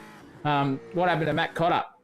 Said everyone, well, he pitted too late, and I think he got caught up in lap traffic, and he's down in 20th now. So bit of an unforced error, I reckon, for Matt Cotter, or maybe something came up proper there. But nonetheless, all eyes are forward. Scotty Garrick doing great. He's got John Singleton in the chat as well, cheering him on, and also AC karting themselves, giving Scotty the G up there that he needs, and he's doing a great job here. Cracking job, but tonight he's got that car set up beautifully. And Nick Mello has just galloped away, 1.5 seconds now between himself and Scotty Garrick. But Harley Marshall is going to the end, ladies and gentlemen. He is going to the end And I don't know how long he's going to last because he's only got 2.1 seconds now between himself and Nick Mallow. Nick Mallow is charging. Is there fuel saving going on here for Harley Marshall? We're looking at Jamie Whincup versus Chazzy Mostert for Bathurst style. Is he going to run out of fuel, or is he just on that dead stage of that soft tyre? 1:13.5 though was his last lap versus a 1:12.6. So nearly a second difference between himself. Jesus is going to go down to the wire here, ladies and gentlemen. No. Start getting excited. We are absolutely pumped here in the commentary box. What is going to happen? Is Harley Marshall or Nick Mallow going to take out race 2? Yeah, he's just got to keep it tidy, mate. This is all he's got to do. Just focus on those braking points, focus on the apex, focus on the exit. And he's only got to do that 12 more times now, coming around the final turn for the second last time as he starts his way down the front straight for the to start the final lap of this race. Yep. He's in front, but look at the gap down. It's come down to 1 second. You can see Nick Mallow. They're closing in from behind. Rick Banachek just getting out of the way wisely as well. Harley Marshall would have loved to see him just chuck himself in between him and Nick Mallow, but it's not going to happen this time. Does Nick Mallow have the pace? He certainly has the pace to catch up, but can he make a move stick? Well, as we've seen in the past, Nick Mallow can be very aggressive, and if he does get a little window of opportunity, he's going to take it. Holy moly, we've got half a lap to go now, ladies and gentlemen, coming into turn 7. Oh, geez, Harley Marshall just getting a little bit out of sorts on the way in. Nick Mallow has him in his sights now. Only a few turns to go. Zach O'Reilly, take us to the end, mate. Oh, geez, here we go. Harley Marshall navigating, just sliding that car every which way he possibly can. This is incredible stuff. Look at Harley Marshall sliding that that ZB Commodore. Nick Mallow in the VF behind him, hunting him down. This is the final 2 turns of the lap and the race, ladies and gentlemen. Is he going to get it done? Nick Mallow runs a bit wide. He's going to go for the absolute send here. Harley Marshall's got it all dancing on the rear end. Oh, but Nick Mallow's gone wide too. Harley Marshall is going to take the win, ladies and gentlemen. Get absolutely stuffed at MBR. They are fantastically celebrating. Harley Marshall, here's he got the win. He's going to cross the line now. Done. Beautiful job there by Harley Marshall. Nick Mallow as well. Eat your heart out. Fantastic drive by the both of these guys. What a last lap there. Driver of the day, 100% Harley Marshall. What a strategical masterclass there. And that was an ending that we all deserve here at Sonoma. What a track, what a drive, what races we've got here at AK Racing. By Jingo, by crikey. That is one for the ages. Hands clapped big time for Harley Marshall. What a absolute masterclass in strategy and a risk taker too. And he got it, and he got the check in the mail, sent it, and that is in the bank account for tonight. That is Harley Marshall's first win of the season. And I don't know if that's his first win or not in V8 Supercars, but geez Louise, what a way to do it. Harley Marshall, Nick Mallow, and Scotty Garrick round out your podium here for the final time here at Sonoma at Race 2 for Wednesday Cup for AK Racing's V8 Supercars. What a finish. I'm excited. I've got the adrenaline pumping. Grandstand finish there, ladies and gentlemen, and well-deserved to Harley Marshall, who stuck it through some bad luck at the start of this season, as we go on about a lot here on the channel. But it's well-deserved to finally see some silverware in the cabinet at NBR Garage. James Claypole comes across the line in 5th position. Clayton Pine in 6th. Brandon Pierce 7th has left the server, had a gutful already. Andre Elliott in 8th position. Fabian Fitness in 9th. Ryan Nielsen, great positioning there from him in 10th. He'll be loving that. Jack Ferguson in 11th. Jesse coming across the line in 12th as well. Great result for him. Yep. Hayden Cook in 13th with O'Brien in 14th. Great positioning there from him. And Banachek as well started 15th in both races there as well. So very good stuff. Jojo up into 16th. Very good stuff from her as well. Dirty Hooker on the side. I'll keep that to myself. Braden Moore there in the 666 comes in at 17th position. Alan Nielsen in the 59 Pertec in 19th. Mamone in 19th. Cotter, Waters, McFadden, and a few DNFs down the bottom of Betts, Grant, Eckert. And I think there's a few others, but we can't get to them at the moment. But the man of the moment is Harley Marshall. We might try and get them up into the chat as well, so we can get them on the broadcast for everyone at home. Yeah, I'll get them up there. You keep talking, me old son. What a drive! Absolutely, cracking drive there, Harley Marshall. We have him in the winner's circle already. It's been a tough season to say the least there for Marshall Brothers Racing, but. Mate, this is a well-deserved win, and how are you feeling at the moment? Yes, it's a long stint out there. It's about, well, it's about an hour for that last race, so a long time to concentrate. But talk us through the strategy in that one. Talk us through the strategy in the MBR garage for that race.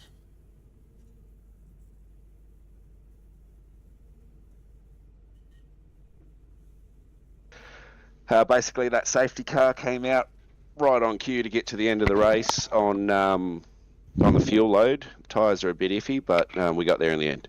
Yeah, great stuff. We missed the first part of that, but hopefully we get the rest of it now. So sorry to the viewers at home, I forgot to unmute you there, Harley. But it's all happening. Mate. It's been we'll repeat the first question. I think it was. It's been a hard graft there for MBR, but it must feel good to be back in the winner's circle. Yeah, definitely good to be out there. Unlucky race one, but good to be back up here.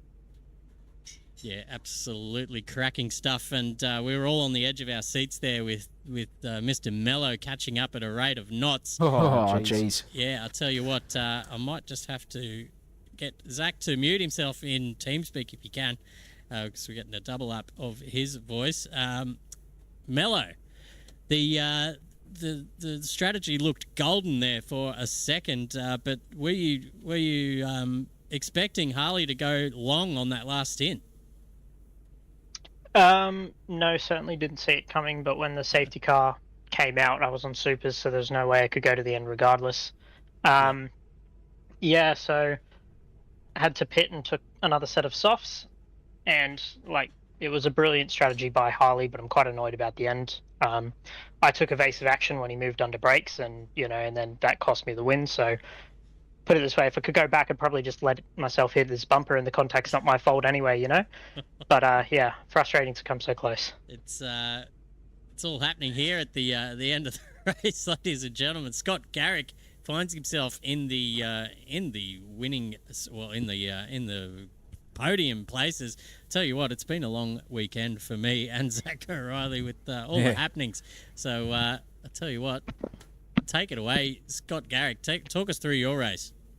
I just full sent it the whole time. Yeah. Volvo boys can have some tea and crumpets now that someone's made it on the podium this weekend. I got pretty lucky with the safety car timing. Managed to get on some super softs, and my aim was just to block Cotter as much as I can until I had to go to my second set of super softs, and it ended up working well. Almost got Mello, but by the time I got up to the back of him, they were gone. I was just looking in my rear view mirror for a pesky Ford Mustang that was getting closer and closer. Well, mate, I just want to know, what the hell did you do in the damper department? Because that car looked, basically, it didn't even look like there was a bump on the circuit. It looks like we were driving around a brand new track. What the hell did you do? Talk us through that. Was it ARBs? Was it wheel rates? Was it dampers? What the hell was going on? Adelaide setup. Yeah, worked extremely well on this. I didn't change anything apart from a little bit of camber and some wing to get the car to turn in. Wow, it was incredible. Watching Nick Mello's car dancing all over the place. So was Alex McEwen's too. In comparison, yours just looked absolutely smooth as butter. But you're a silent assassin in all the races really tonight. You were here, there, and abouts it all the time. Were you hoping that you were going to get up into the top 5 at least tonight, or was this a complete surprise to you? I was hoping for a top 10 finish with this track. I was feeling very inconsistent with practice and was just hoping for consistency, but Hail Mary have made it to the top 3 on a final race for once. Mate, yeah, well done. Credit to you and credit to all of you gents here in the winner's circle and the podium getters, that's for sure. It's one of those things, racing. It's never over until that checkered flag is waved, that's for sure. And we saw that come down to the wire there at the end. I thought it was cracking racing by everyone involved. I was just out of my seat. I nearly forgot that I had to speak into the microphone. I pushed my seat back and was just commentating to all hell and high water, that's for sure. It was awesome, Christopher. What a way to round out the third last round of the season. We've only got 2 more to go. Chris, what would you think is going to happen between these 3 drivers? Are we going to see them back up here in the podium positions or what for the next couple of rounds? Oh, certainly. I think once you get a little bit of a taste of the water, when the blood drips in, these sharks will be circling for the rest of the season. Don't you worry about that, and certainly have the talent to back it up. So just a little bit, we might see them regularly in the practice server from now on in, because yeah, as I said, once you get a taste for it, it's a pretty nice feeling. It's been a while since I felt it. User disconnected from your channel. Hopefully, one day I'll be up there again. Oh, I don't know where he's gone. Oh, no, we're good. We're good. We're back. Ladies and gentlemen, here at Sensational TV. That is another round one and done here. Round 7 at Sonoma Raceway. It was an absolutely cracking racing all around there in the 2 races. I want to thank all of our viewers tonight for making... Well, at least having an audience there for us to be idiots in front of. I hope you all enjoyed that, and a big congrats to myself and Zach for making it past the 500 mark. And I think we're up to like 506 as well now at the moment. It's all kicking off. Jeez Louise, happy days for us here at Sensational TV. And it can't happen without viewers, can't happen without subscribers and you guys out there. Thank you very much. Everyone who subscribed and liked all our videos and stuck around into our races here at AK Racing as well, putting on a show that we can broadcast every fortnight here at the V8 Supercars and also Wednesdays too for the cracking Wednesday Cup series as well. Mind you, speaking of that, we will be at Wednesday Cup this Wednesday again. That's when our next broadcast will be too, ladies and gentlemen. So stick around for that Wednesday night starting from, is it going to be 7:30 or is it going to be daylight? So I can't remember. I think next week we're okay. But we will be coming live from, if you don't mind, VIR Raceway on October the 2nd. That's Wednesday Cup in the Formula Masters, and they are a downforce horsepower machine, nearly Formula 1 style, cracking on there for us at Sensational TV, so catch us there. But well done tonight here. It's all focused on our 3 podium getters and for everyone else racing tonight, the V8 Supercars at Sonoma. Always a cracking race, always puts on the best performances by all of the drivers there and throws some cats in the bag, that's for sure, with some mice chucked in as well to chase around. So very, very good job by everyone tonight. But I think that's a wrap, Christopher Munro. Sure is. What do you say? It's all up to you, my son. Yeah, yibbity yibbita. That's all, folks, in the words of the great man. And I hope everyone out there had a good time. We will be back again on Wednesday, so we'll see you all again then. Until then, take care of yourselves and each other.